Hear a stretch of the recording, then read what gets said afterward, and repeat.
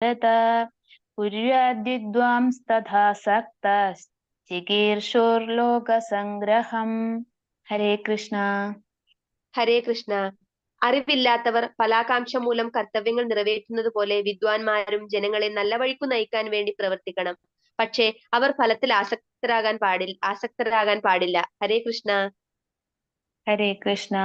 ന ബുദ്ധിഭേദം ജനയേത് അജ്ഞാനാം കർമ്മസംഗിനാം ജോഷയേൽ സർവകർമാണി വിദ്വാൻ യുക്തഃ സമാചരൻ. ഹരേ കൃഷ്ണ.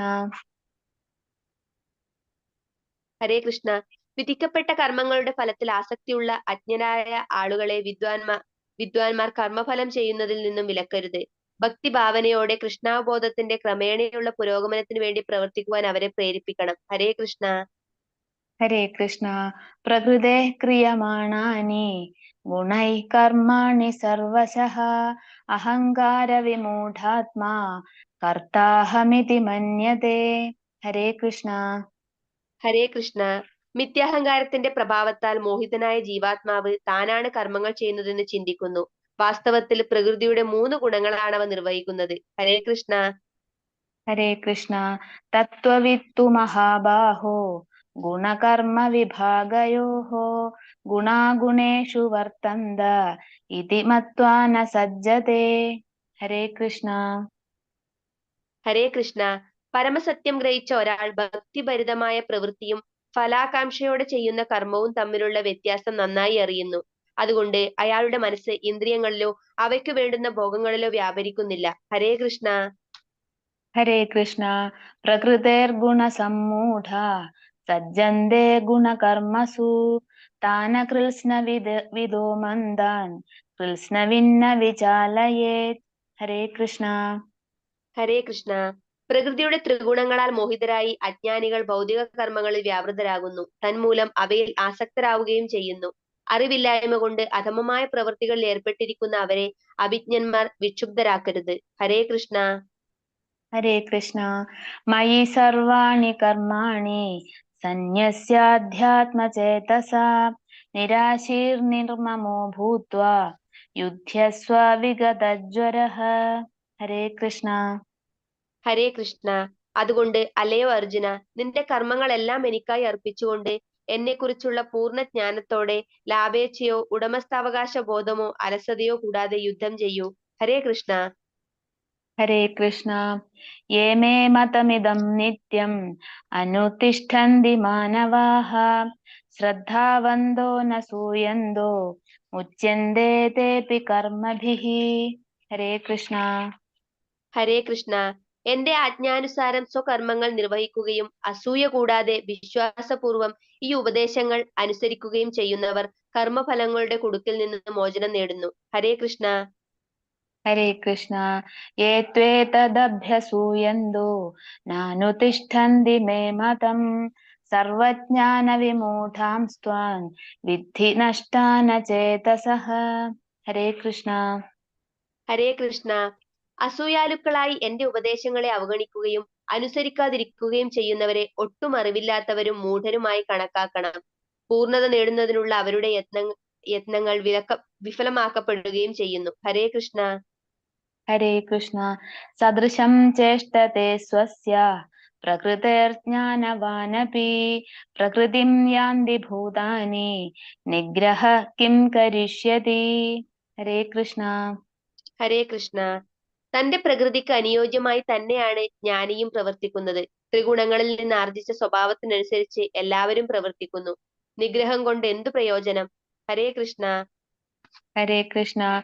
ഇന്ദ്രിയസ്യേന്ദ്രിയസ്യാർത്ഥേ രാഗദ്വേഷൗ വ്യവസ്ഥിതൗ തയോർനവശമാഗച്ഛേത് തൗ ഹ്യസ്യ പരിപന്ഥിനൗ. ഹരേ കൃഷ്ണ. ഹരേ കൃഷ്ണ. ഇന്ദ്രിയ സംബന്ധികളായ വിഷയങ്ങളോടുള്ള ആസക്തിയും വിരക്തിയും നിയന്ത്രിക്കുന്നതിന് ചില തത്വങ്ങളുണ്ട്. ഒരാൾ ഈ ആസക്തി വിരക്തികളുടെ അധീനതയിലാവാൻ പാടില്ല. എന്തുകൊണ്ടെന്നാൽ ആത്മസാക്ഷാത്കാരത്തിന്റെ പാതയിലെ വിലങ്ങുതടികളാണവ. ഹരേ കൃഷ്ണ. ഹരേ കൃഷ്ണ. ശ്രേയാൻ സ്വധർമ്മോ വിഗുണഃ പരധർമാൽ സ്വനുഷ്ഠിതാത് സ്വധർമ്മേ നിധനം ശ്രേയ പരധർമ്മോ ഭയാവഹഃ. ഹരേ കൃഷ്ണ. ഹരേ കൃഷ്ണ. തെറ്റോടുകൂടിയാണെങ്കിൽ പോലും തനിക്ക് വിധിക്കപ്പെട്ടിട്ടുള്ള ചുമതലകൾ നിറവേറ്റുകയാണ് അന്യരുടെ കർത്തവ്യങ്ങൾ ഭംഗിയായി നിർവഹിക്കുന്നതിനേക്കാൾ നല്ലത്. സ്വകൃത്യ നിർവഹണത്തിൽ നാശം സംഭവിക്കുന്നതും മറ്റുള്ളവരുടെ കർമ്മം ചെയ്യുന്നതിനേക്കാൾ ശ്രേയസ്കരം തന്നെ. അന്യരുടെ വഴി സ്വീകരിക്കുന്നത് ആപത്കരമാണ്. ഹരേ കൃഷ്ണ. ഹരേ കൃഷ്ണ. അർജുന ഉവാച അഥ കേന പ്രയുക്തോയം പാപം ചരതി പൂരുഷഃ അനിച്ഛന്നപി വാർഷ്ണേയ ബലാദിവ നിയോജിതഃ. ഹരേ കൃഷ്ണ. ഹരേ കൃഷ്ണ. അർജുനൻ പറഞ്ഞു, വാർഷ്ണേയ, ഏതിനാലാണ് ഒരാൾ തനിക്ക് ഇഷ്ടമല്ലെങ്കിൽ പോലും ബലാത്കാരേണ എന്ന പോലെ പാപം ചെയ്യാൻ പ്രേരിതനാകുന്നത്? ഹരേ കൃഷ്ണ. ഹരേ കൃഷ്ണ. ശ്രീ ഭഗവാനുവാച കാമ ഏഷ ക്രോധ ഏഷ രജോ ഗുണസമുദ്ഭവഃ മഹാശനോ മഹാപാപ്മാ വിദ്യേന മിഹ വൈരിണം. ഹരേ കൃഷ്ണ. ഹരേ കൃഷ്ണ.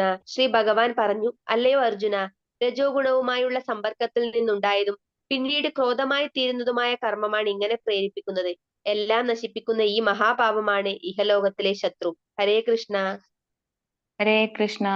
ധൂമേനാവ്രിയതേ വന്യർ യഥാദർശോ മലേന ച യഥോൽബേനാവൃതോ ഗർഭസ്തഥാ തേനേദമാവൃതം. ഹരേ കൃഷ്ണ. ഹരേ കൃഷ്ണ. പുക തീയിനെ എന്ന പോലെയും പൊടി കണ്ണാടി എന്ന പോലെയും ഗർഭാശയം ഭ്രൂണത്തെ എന്ന പോലെയും ജീവാത്മാവിനെ വ്യത്യസ്തമായ അളവുകളിലുള്ള കാമം ആവരണം ചെയ്തിരിക്കുന്നു. ഹരേ കൃഷ്ണ. ഹരേ കൃഷ്ണ. ആവൃതം ജ്ഞാനമേതേന ജ്ഞാനിനോ നിത്യവൈരിണ കാമരൂപേണ കൗന്ദേയ ദുഷ്പൂരേണാനലേന ച. ഹരേ കൃഷ്ണ. ഹരേ കൃഷ്ണ. ഒരിക്കലും തൃപ്തിപ്പെടുത്താനാവാത്തതും തീ പോലെ ആളിക്കത്തുന്നതും തന്റെ നിത്യശത്രുവുമായ കാമത്താൽ വിവേകശാലികളായ ജീവാത്മാക്കളുടെ വിശുദ്ധമായ അവബോധം ആവരണം ചെയ്യപ്പെട്ടിരിക്കുന്നു. ഹരേ കൃഷ്ണ. ഹരേ കൃഷ്ണ. ഇന്ദ്രിയാണി മനോബുദ്ധിർ അസ്യാധിഷ്ഠാനമുച്യത്തെ ഏതൈർവിമോഹയത്യേഷ ജ്ഞാനമാവൃത്യ ദേഹിനം. ഹരേ കൃഷ്ണ. ഹരേ കൃഷ്ണ. ഇന്ദ്രിയങ്ങൾ, മനസ്സ്, ബുദ്ധി എന്നിവയാണ് കാമത്തിന്റെ ഇരിപ്പിടങ്ങൾ. അവയിൽ കൂടി കാമം യഥാർത്ഥ ജ്ഞാനത്തെ ആവരണം ചെയ്ത് ജീവസത്തയെ മോഹിപ്പിക്കുന്നു. ഹരേ കൃഷ്ണ. ഹരേ കൃഷ്ണ. തസ്മാത് ത്വമിന്ദ്രിയാണ്യാദൗ നിയമ്യ ഭരതർഷഭ പാപ്മാനം പ്രജഹിഹ്യേനം ജ്ഞാനവിജ്ഞാനനാശനം. ഹരേ കൃഷ്ണ. ഹരേ കൃഷ്ണ. അതുകൊണ്ട് ഭരതർഷഭ, ആദ്യമായി തന്നെ ഇന്ദ്രിയങ്ങളെ നിയന്ത്രിച്ച് ഈ പാപമുദ്രയായ കാമത്തെ മുരടിപ്പിക്കുക. ജ്ഞാനത്തെയും ആത്മസാക്ഷാത്കാരത്തെയും ഇല്ലാതാക്കുന്ന ഈ കാമത്തെ നശിപ്പിക്കുക. ഹരേ കൃഷ്ണ. ഹരേ കൃഷ്ണ. ഇന്ദ്രിയാണി പരാണ്യാഹോർ ഇന്ദ്രിയേഭ്യ പരം മനഃ മനസസ്തു പരാ ബുദ്ധിർ യോ ബുദ്ധേ പരതസ്തു സഹ. ഹരേ കൃഷ്ണ. ഹരേ കൃഷ്ണ. ജഡപദാർത്ഥങ്ങളെക്കാൾ ഉത്കൃഷ്ടങ്ങളാണ് കർമ്മേന്ദ്രിയങ്ങൾ. മനസ്സ് ഇന്ദ്രിയങ്ങളെക്കാൾ ശ്രേഷ്ഠമാണ്. ബുദ്ധി മനസ്സിനെയും കടന്നു നിൽക്കുന്നു. ആത്മാവ് ബുദ്ധിയേക്കാൾ ഉന്നതനാണ്. ഹരേ കൃഷ്ണ. ഹരേ കൃഷ്ണ.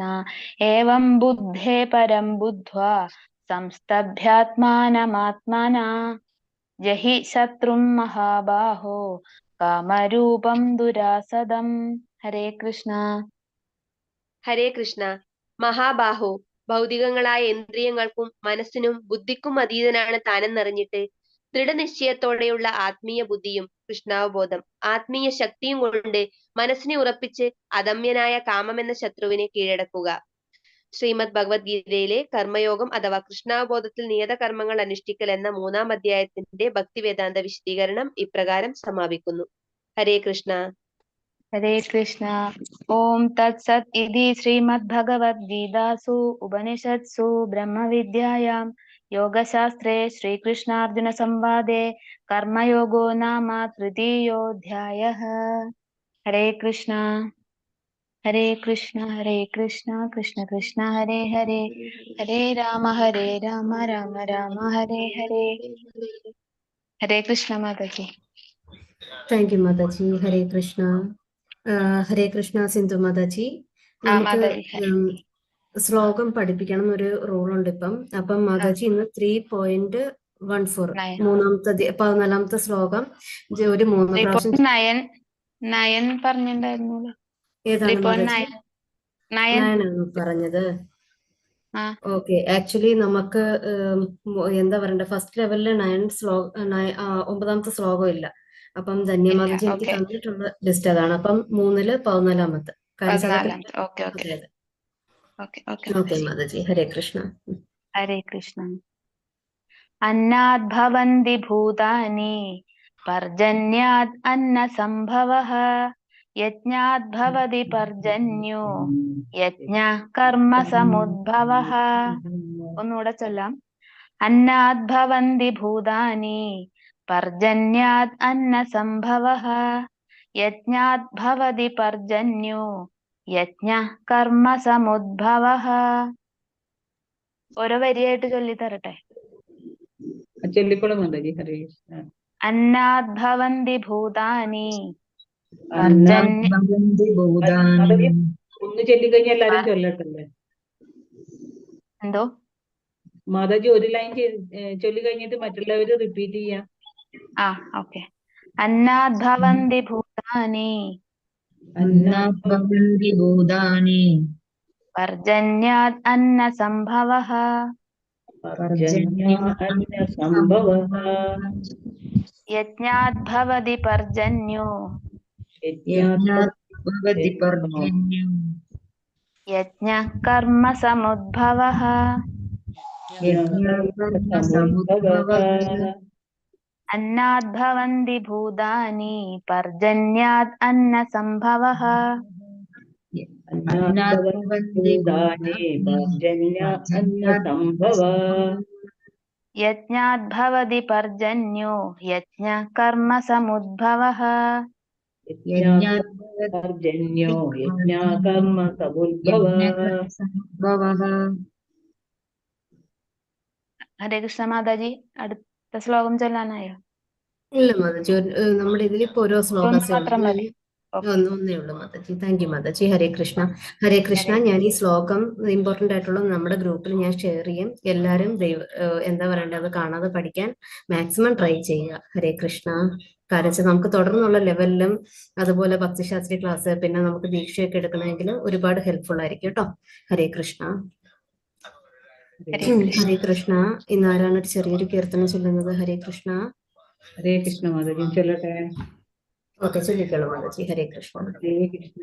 കണ്ണനെ കാണാത്ത കണ്ണെന്തിനാ കണ്ണാ, കണ്ണെന്തിനാ കണ്ണാ, കണ്ണെന്തിനാ, കണ്ണനെ കാണാത്ത കണ്ണെന്തിനാ കണ്ണാ, കണ്ണെന്തിനാ കണ്ണാ, കണ്ണെന്തിനാ, കീർത്തനം കേൾക്കാത്ത കാതെന്തിനാ കണ്ണാ, കാതെന്തിനാ കണ്ണാ, കാതെന്തിനാ, നാമങ്ങൾ ചൊല്ലാത്ത നാവെന്തിനാ കണ്ണാ, നാവെന്തിനാ കണ്ണാ, നാവെന്തിനാ, കണ്ണനെ കാണാത്ത കണ്ണെന്തിനാ കണ്ണാ, കണ്ണെന്തിനാ കണ്ണാ, കണ്ണെന്തിനാ, കണ്ണനെ കാണാത്ത കണ്ണെന്തിനാ കണ്ണാ, കണ്ണെന്തിനാ കണ്ണാ, കണ്ണെന്തിനാ, നാമങ്ങൾ ചൊല്ലാത്ത നാവെന്തിനാ കണ്ണാ, നാവെന്തിനാ കണ്ണാ, നാവെന്തിനാ, നാമങ്ങൾ ചൊല്ലാത്ത നാവെന്തിനാ കണ്ണാ, നാവെന്തിനാ കണ്ണാ, നാവെന്തിനാ, കണ്ണനെ കൂപ്പാത കയ്യെന്തിനാ കണ്ണാ, കയ്യെന്തിനാ കണ്ണാ, കയ്യെന്തിനാ, കണ്ണനെ കൂപ്പാത്ത കയ്യെന്തിനാ കണ്ണാ, കയ്യെന്തിനാ കണ്ണാ, കയ്യെന്തിനാ, കണ്ണനെ കാണാത്ത കണ്ണെന്തിനാ കണ്ണാ, കണ്ണെന്തിനാ കണ്ണാ, കണ്ണെന്തിനാ, കണ്ണനെ വണങ്ങാത്ത ശിരസെന്തിനാ കണ്ണാ, ശിരസെന്തിനാ കണ്ണാ ശിരസെന്തിനാ കണ്ണനെ കാണാത്ത കണ്ണെന്തിനാ കണ്ണാ കണ്ണെന്തിനാ കണ്ണ കണ്ണെന്തിനാ കണ്ണനെ ഓർക്കാത്ത മനസ്സെന്തിനാ കണ്ണാ മനസ്സെന്തിനാ കണ്ണാ മനസ്സെന്തിനാ കണ്ണനെ കാണാത്ത കണ്ണെന്തിനാ കണ്ണാ കണ്ണെന്തിനാ കണ്ണാ കണ്ണെന്തിനാ കണ്ണനെ കാണാത്ത മനസ്സെന്തിനാ കണ്ണാ മനസ്സെന്തിനാ കണ്ണാ ഗുരുവായണയാത്ത പാദമെന്തിനാ കണ്ണാ പാദമെന്തിനാ കണ്ണാ പാദമെന്തിനാ ഗുരുവായി വണയാത്ത പാദമെന്തിനാ കണ്ണാ പാദമെന്തിനാ കണ്ണാ പാദമെന്തിനാ കണ്ണനെ കാണാത്ത കണ്ണെന്തിനാ കണ്ണാ കണ്ണെന്തിനാ കണ്ണാ കണ്ണെന്തിനാ കണ്ണനെ കാണാത്ത കണ്ണെന്തിനാ കണ്ണാ കണ്ണെന്തിനാ കണ്ണാ കണ്ണെന്തിനാ. Hare Krishna Mataji. Thank you. Thank you Mataji. Hare Krishna. Hare Krishna പ്രഭുജി. ഹരേ കൃഷ്ണ മാതാജി. ഹരേ കൃഷ്ണ. എല്ലാവർക്കും ഹരേ കൃഷ്ണ. നമുക്ക് അധ്യായം 3 പതുക്കെ ക്ലാസ് സ്റ്റാർട്ട് ചെയ്യാം. എല്ലാവരും റെഡിയാണോ? എങ്ങനെയാ? ഹരേ കൃഷ്ണ. റെഡിയാണ് പ്രഭുജി. ഹരേ കൃഷ്ണ. ഹരേ കൃഷ്ണ പ്രഭുജി, റെഡിയാണ്. ഹരേ കൃഷ്ണ. ആദ്യം നമുക്ക് ശ്ലോകം ചൊല്ലാം. അതായത് ഓം നമോ ഭഗവതേ വാസുദേവായ. ഓം നമോ ഭഗവതേ വാസുദേവായ. ഓം നമോ ഭഗവതേ വാസുദേവായ. ജ്ഞാനതിമിരാന്ധ്യസ്യ ജ്ഞാനാഞ്ജലശലാകയ ചക്ഷുർമിലിതം യേന തസ്മൈ ശ്രീഗുരുവേ നമഃ. ഹരേ കൃഷ്ണ കൃഷ്ണ കൃഷ്ണ ഹരേ ഹരേ, ഹരേ രാമ രാമ രാമ ഹരേ ഹരേ. ഹരേ കൃഷ്ണ. എല്ലാവർക്കും ഹരേ കൃഷ്ണ. നമ്മള് കഴിഞ്ഞ class first and second chapter ആണല്ലേ നമ്മൾ കൺക്ലൂഡ് ചെയ്തത്. അതില് നമുക്ക് ഭഗവത്ഗീത നമുക്കറിയാം 18 അധ്യായത്തിൽ വെച്ചാണ് ഭഗവത്ഗീത സ്റ്റാർട്ട് ആവുന്നത്. അപ്പൊ 18 അധ്യായത്തിൽ 2 അധ്യായം നമ്മൾ കംപ്ലീറ്റ് ചെയ്ത്. അപ്പൊ ആദ്യത്തെ 1, 2 അധ്യായത്തിൽ ആദ്യത്തെ അധ്യായത്തില് ഭഗവാന്റെ, അതായത് അർജുനന്റെ വിഷമങ്ങളാണ് പറയുന്നത്. 2ാമത്തെ അധ്യായത്തിൽ പറയുന്നത് എന്ന് വെച്ച് കഴിഞ്ഞാൽ നമുക്ക് മനസ്സിലാക്കാവുന്നത്, 2ാമത്തെ അധ്യായത്തിൽ നമ്മൾ പറയുന്നത് ആത്മാവായിട്ട്, ആത്മാവിന്റെ കണക്ഷൻ, അതായത് ഒരു തരത്തില് സെക്കൻഡ് മീൻസ് ചാപ്റ്ററിൽ ശരിക്കും കൺക്ലൂഷൻ നടക്കുന്നത്. ഭഗവത്ഗീതയിൽ തന്നെ ഒരു കൺക്ലൂഷൻ ആണ് സെക്കൻഡ് ചാപ്റ്ററിൽ നടക്കുന്നത്. ഓക്കെ. അപ്പോൾ നമുക്ക് ഇനി 3rd അധ്യായത്തിൽ വരുമ്പോൾ, അധ്യായം 3 വരുമ്പോൾ വരുന്ന കർമ്മയോഗമാണ്. അപ്പൊ നിങ്ങൾ സെക്കൻഡ് ചാപ്റ്റർ ഏകദേശം മനസ്സിലായിരിക്കുന്നു. ഫസ്റ്റ് ആൻഡ് സെക്കൻഡ് ചാപ്റ്റർ നമ്മളിപ്പോൾ 18 ദിവസത്തെ ക്ലാസ് കാരണം കൊണ്ട് നമുക്ക് ഓരോ ചാപ്റ്റർ അത്ര ഡീറ്റെയിൽ ആയിട്ട് പോകാൻ പറ്റില്ല. നമുക്കൊരു ടൈം ഷെഡ്യൂൾ തന്നിട്ടുണ്ട്. 18 ദിവസം കൊണ്ട് നമുക്ക് കംപ്ലീറ്റ് ചെയ്യണം. അപ്പോൾ ഓരോ മണിക്കൂറിന് ഓരോ ചാപ്റ്ററിന് കൊടുത്തിട്ടുള്ളൂ. അപ്പൊ സത്യം പറഞ്ഞു കഴിഞ്ഞാൽ നമുക്ക് ഭഗവാൻ അറിയണമെന്ന് വെച്ച് കഴിഞ്ഞാൽ 1 മണിക്കൂറൊന്നും പോരാ. നമുക്ക് ഈ ചാപ്റ്റർ തന്നെ അത്രയും ഡീറ്റെയിൽ ആയിട്ടുള്ള സബ്ജക്റ്റ് ആണ്. പക്ഷെ നമ്മുടെ ഫസ്റ്റ് ഉദ്ദേശം എന്ന് പറയുന്നത് ജസ്റ്റ് എല്ലാവർക്കും ഒരു ജസ്റ്റ് എന്താണ് ഭഗവത്ഗീത എന്നുള്ള ഒരു കൺസെപ്റ്റ് കൊണ്ടുവരാന്നാണ് നമ്മൾ ഈ ഫസ്റ്റ് 18 ദിവസം കൊണ്ട് ഉദ്ദേശിക്കുന്നത്. ചില സാധാരണക്കാർക്ക് അത് മനസ്സിലാവും, നമ്മളിപ്പോഴുള്ളവർക്ക് അത് മനസ്സിലാവണില്ല എന്താണ് ഭഗവത്ഗീത, അങ്ങനത്തെ അറിയാത്ത ആൾക്കാരടക്കം ഉണ്ടാവും. അപ്പൊ നമുക്ക് എന്താണ് ഭഗവത്ഗീത എന്ന് അത് കഴിഞ്ഞിട്ടാണ് നമ്മൾ പതുക്കെ മുകളിലേക്ക് പോകുന്നത്. അതായത് നമ്മളെ first level, second level, 3rd level, പിന്നെ അതിന്റെ ഒരേ ലെവലിലേക്ക് മുകളിലേക്ക് പോകുന്തോറാണ് നമുക്ക് പറയുന്നത്. ഹരേ കൃഷ്ണ. ഞാൻ പറഞ്ഞത് ക്ലിയർ ആവുന്നുണ്ട്? എന്റെ സൗണ്ട് ക്ലിയർ ആവുന്നുണ്ട്? ഹരേ കൃഷ്ണ. എല്ലാവർക്കും ഉണ്ടെങ്കിൽ പറയണം കേട്ടോ. ഹരേ കൃഷ്ണ. ശരി മാതാജി. ഹരേ കൃഷ്ണ. Thank you. അപ്പൊ അധ്യായം 3 പറയുന്നത് കർമ്മയോഗമാണ് നമ്മൾ. അപ്പൊ ഫസ്റ്റ് ചാപ്റ്ററിൽ നമ്മൾ പറഞ്ഞതെന്ന് വെച്ച് കഴിഞ്ഞാൽ അർജുനന്റെ വിഷമമാണ്. അർജുന വിഷാദയോഗം എന്നല്ല പറയുന്നത്. അപ്പൊ അർജുനന്റെ വിഷമം കാര്യങ്ങളാണ്, എങ്ങനെയാണ് ഗുരുക്കന്മാരെ ഞാൻ കൊല്ലണത്, എങ്ങനെ, അങ്ങനത്തെ കാര്യങ്ങൾ നമ്മൾ പറഞ്ഞു. പക്ഷേ സെക്കൻഡ് ചാപ്റ്ററിൽ വരുമ്പോൾ ഒന്നും കൂടെ ശരിക്കും പറഞ്ഞ സെക്കൻഡ് ചാപ്റ്ററിൽ നമുക്ക് ഗീത എന്താണെന്ന് ഒരു ചെറിയൊരു കൺക്ലൂഷൻ നമുക്ക് ആ സെക്കൻഡ് ചാപ്റ്ററിൽ തരുന്നുണ്ട്. ആത്മാവ് സ്റ്റാർട്ട് ആവുന്നത് സെക്കൻഡ് ചാപ്റ്ററിൽ. എന്താണ് ആത്മാവ്? നമ്മളല്ല ശരീരം, ശരീരമല്ല ആത്മാവ് എന്നുള്ള കൺസെപ്റ്റിലേക്ക് കൊണ്ടുവരുന്നതാണ് സെക്കൻഡ് ചാപ്റ്ററിൽ. അപ്പം തേർഡ് ചാപ്റ്ററിൽ വരുന്ന ഭഗവാൻ കർമ്മയോഗം. അതായത് നമ്മൾ ശരിക്കും പറയുന്നത് ഈ ഭഗവത്ഗീതനെ നമ്മൾ പ്രാക്ടിക്കലായിട്ട് പറയണമെന്ന് വെച്ച് കഴിഞ്ഞാൽ 3 സെക്ഷനായിട്ട് ഡിവൈഡ് ചെയ്ത് വെച്ചിട്ടുണ്ട്. കർമ്മയോഗം, ഭക്തിയോഗം, ജ്ഞാനയോഗം. അപ്പൊ ഈ ആദ്യത്തെ ഫസ്റ്റ് ചാപ്റ്ററിൽ വരുന്നതാണ് കർമ്മയോഗത്തിൽ. ആറ് ചാപ്റ്ററിൽ വരുന്നതാണ് കർമ്മം. അതിലേറ്റവും ഇമ്പോർട്ടൻറ്റ് കർമ്മയോഗത്തിന് സ്റ്റാർട്ട് ആവുന്നതാണ് ശരിക്കും 3ാമത്തെ അധ്യായത്തിന് കർമ്മയോഗം. അപ്പൊ കർമ്മ പ്ലസ് യോഗ, അതാണ് കർമ്മയോഗം. അതായത് നമുക്കറിയാം നമ്മൾ എന്ത് കാര്യം ചെയ്യുന്നത് കർമ്മം എന്നല്ല നമ്മൾ പറയും. കർമ്മം നമ്മൾ എന്ത് കാര്യം കർമ്മം, ആ കർമ്മം യോഗമാകണം. അതായത് യോഗം എന്ന് പറഞ്ഞാൽ ഭഗവാനായിട്ട് കണക്ട് ചെയ്യണം. അപ്പൊ അതെങ്ങനെയാണ് ഭഗവാനായിട്ട് കണക്ട് ചെയ്യണത്? അതാണ് ഈ കർമ്മയോഗം കൊണ്ട് നമ്മൾ ഉദ്ദേശിച്ചത്. അപ്പൊ 3ാമത്തെ അധ്യായത്തിലാണ് ശരിക്കും ഭഗവാനെ എങ്ങനെയാണ് കണക്ട് ചെയ്യുക. ഭഗവാനെ കണക്ട് ചെയ്യുന്നതിന് കർമ്മയോഗം. നമ്മൾ കർമ്മത്തിലൂടെ നമ്മൾ ഓരോ കാര്യങ്ങൾ ചെയ്ത് അങ്ങനെ ഭഗവാനിലേക്ക് കണക്ട് ചെയ്യാൻ പറ്റും. അതിനാണ് നമ്മൾ കർമ്മയോഗം എന്ന് പറയുന്നത്. അപ്പൊ കർമ്മയോഗം 3ാം അധ്യായത്തിൽ ജസ്റ്റ് ഇതുപോലെ തന്നെ ഇൻട്രഡക്ഷൻ. എല്ലാ ചാപ്റ്ററിലും പല രീതിയിൽ അൾട്ടിമേറ്റ് ഭഗവാന്റെ ലക്ഷ്യം എന്ന് പറഞ്ഞാൽ ലാസ്റ്റ് ചാപ്റ്ററിൽ കൊണ്ടുവരുന്നതെന്ന് വെച്ചാൽ എല്ലാവരും എന്നിൽ എത്തിക്കുക എന്നൊരു ലക്ഷ്യത്തിലേക്ക് കൊണ്ട്. അപ്പൊ ഓരോ ചാപ്റ്ററിലും ഓരോ കാര്യങ്ങൾ ഞാൻ പറഞ്ഞില്ല. ഇപ്പൊ നമുക്ക് കർമ്മയോഗം 6 ചാപ്റ്റർ ഉണ്ട്. അത് കഴിഞ്ഞിട്ട് ഭക്തി യോഗമാണ് 6ാം സെക്കൻഡ് പാർട്ടിൽ വരുന്നത് 6+6+6. അപ്പൊ ഭക്തിയോഗം ഉണ്ട്, പിന്നെ ജ്ഞാനയോഗം ഉണ്ട്. അപ്പൊ ഇതിൽ വരുന്ന 1 തൊട്ട് 6 വരെയുള്ള ചാപ്റ്റർ കർമ്മയോഗത്തിൽ വരുന്നത്.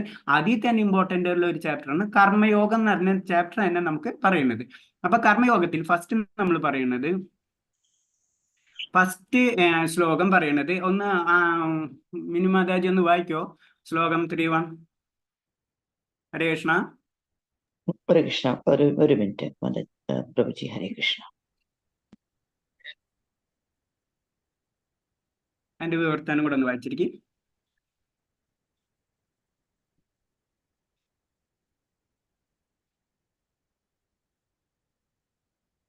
നമ്മൾ ഈ കോഴ്സിൽ മെയിനായിട്ട് ഉദ്ദേശിക്കുന്നത് ജസ്റ്റ് 18 ദിവസത്തിൽ നമുക്കൊരു ജസ്റ്റ് ഇൻട്രൊഡക്ഷനോ നമുക്ക് തരാൻ പറ്റുള്ളൂ. അൾട്ടിമേറ്റ് ഡീറ്റെയിൽ ആയിട്ട് സ്റ്റഡി ചെയ്യണമെങ്കിൽ നമ്മൾ ഓരോ ലെവലും മുകളിലേക്ക് പോകേണ്ടി വരും.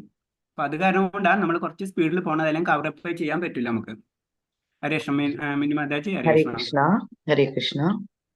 അർജുന ഉവാച ജായസി ചേത് കർമ്മണസ്തേ മധാ ബുദ്ധിർജനാർദ്ദന തത്കിം കർമ്മണി ഘോരേ മാം നിയോജയസി കേശവ. അർജുനൻ പറഞ്ഞു, ഹേ ജനാർദ്ദന, അല്ലയോ കേശവ, ബലാകാംക്ഷയോടെ ചെയ്യുന്ന കർമ്മത്തെക്കാൾ ശ്രേഷ്ഠമാണ് ബുദ്ധി എന്ന് കരുതുന്നുവെങ്കിൽ എന്തിനാണ് എന്നെ ക്രൂരമായ ഈ യുദ്ധത്തിന് പ്രേരിപ്പിക്കുന്നത്? ഹരേ കൃഷ്ണ. ഹരേ കൃഷ്ണ. താങ്ക് യു മാതാജി. ഫസ്റ്റ് ഞാൻ പറഞ്ഞില്ലേ, ഫസ്റ്റ് കാൻസൽ അതിൽ ഫസ്റ്റ് ശ്ലോകത്തിൽ തന്നെ പറയണമെന്ന് വെച്ച് കഴിഞ്ഞാൽ നമ്മളെ പോലുള്ള ഒരു വ്യക്തി തന്നെ അർജുന എന്ന് പറയണമെന്ന് വെച്ച് കഴിഞ്ഞാൽ നമ്മളെ റെപ്രസെന്റ് ചെയ്യുന്ന ഒരു വ്യക്തിയാണ് അർജുന. അപ്പൊ അർജുനന് സംശയം വരുന്നു, അങ്ങനത്തെ സംശയം വരുന്നു. കാരണം ഭഗവാൻ ആദ്യത്തെ രണ്ടാമത്തെ ചാപ്റ്ററിൽ പല രീതിയിൽ സംഖ്യയോഗം പറഞ്ഞിട്ടുണ്ട്. അതേപോലെ തന്നെ എന്താ പറയുക, ആത്മാവ് എന്താണ്, അങ്ങനെ പല കാര്യങ്ങളും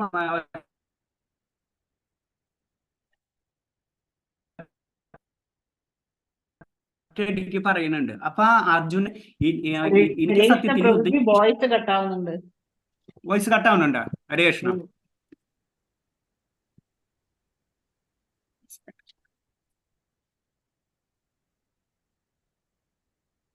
ഹരേ കൃഷ്ണ. ഇപ്പൊ കേൾക്കുന്നുണ്ടോ മാതാജി? ഇപ്പൊ കേൾക്കാം പ്രഭുജി. ചിലപ്പോ മേ ബി സിഗ്നലിൽ എന്തെങ്കിലും ഇഷ്യൂ മേ ബി ഉണ്ടാവാം, നോക്കട്ടെ. അപ്പൊ ഈ ഫസ്റ്റ് ശ്ലോകത്തിൽ പറയണെന്ന് വെച്ച് കഴിഞ്ഞാല് നമ്മളെ ഭഗവാൻ ഒരു സൈഡിൽ പറയണ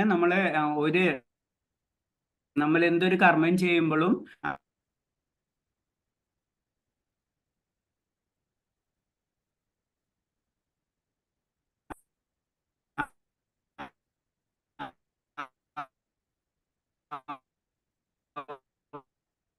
ഹരേ കൃഷ്ണ പ്രഭുജി.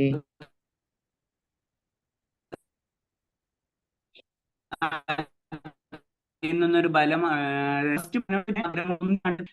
കാര്യങ്ങളെല്ലാം ചെയ്യണം. അപ്പൊ അത് അതിനെ ബുദ്ധിപരമായിട്ട് എല്ലാ കാര്യങ്ങളും ചെയ്യണമെന്നും ബുദ്ധിപരമായിട്ട് എല്ലാ കാര്യങ്ങളും ചെയ്യണമെന്ന് പറയണം. അപ്പൊ ഇതൊക്കെ പറഞ്ഞതിന് ശേഷം പറയുന്ന ഏതാണ് അങ്ങനെയൊക്കെ പറഞ്ഞിട്ട് യുദ്ധം ചെയ്യണമെന്ന് പറയണം. അപ്പൊ അങ്ങനെ വരുമ്പോഴാണ് അർജുനന് ആകെ സംശയങ്ങൾ വരുന്നത്. അങ്ങനെയാണ് ആ ഫസ്റ്റ് ഇതിലാണ് അത് ചോദിക്കുന്നത്.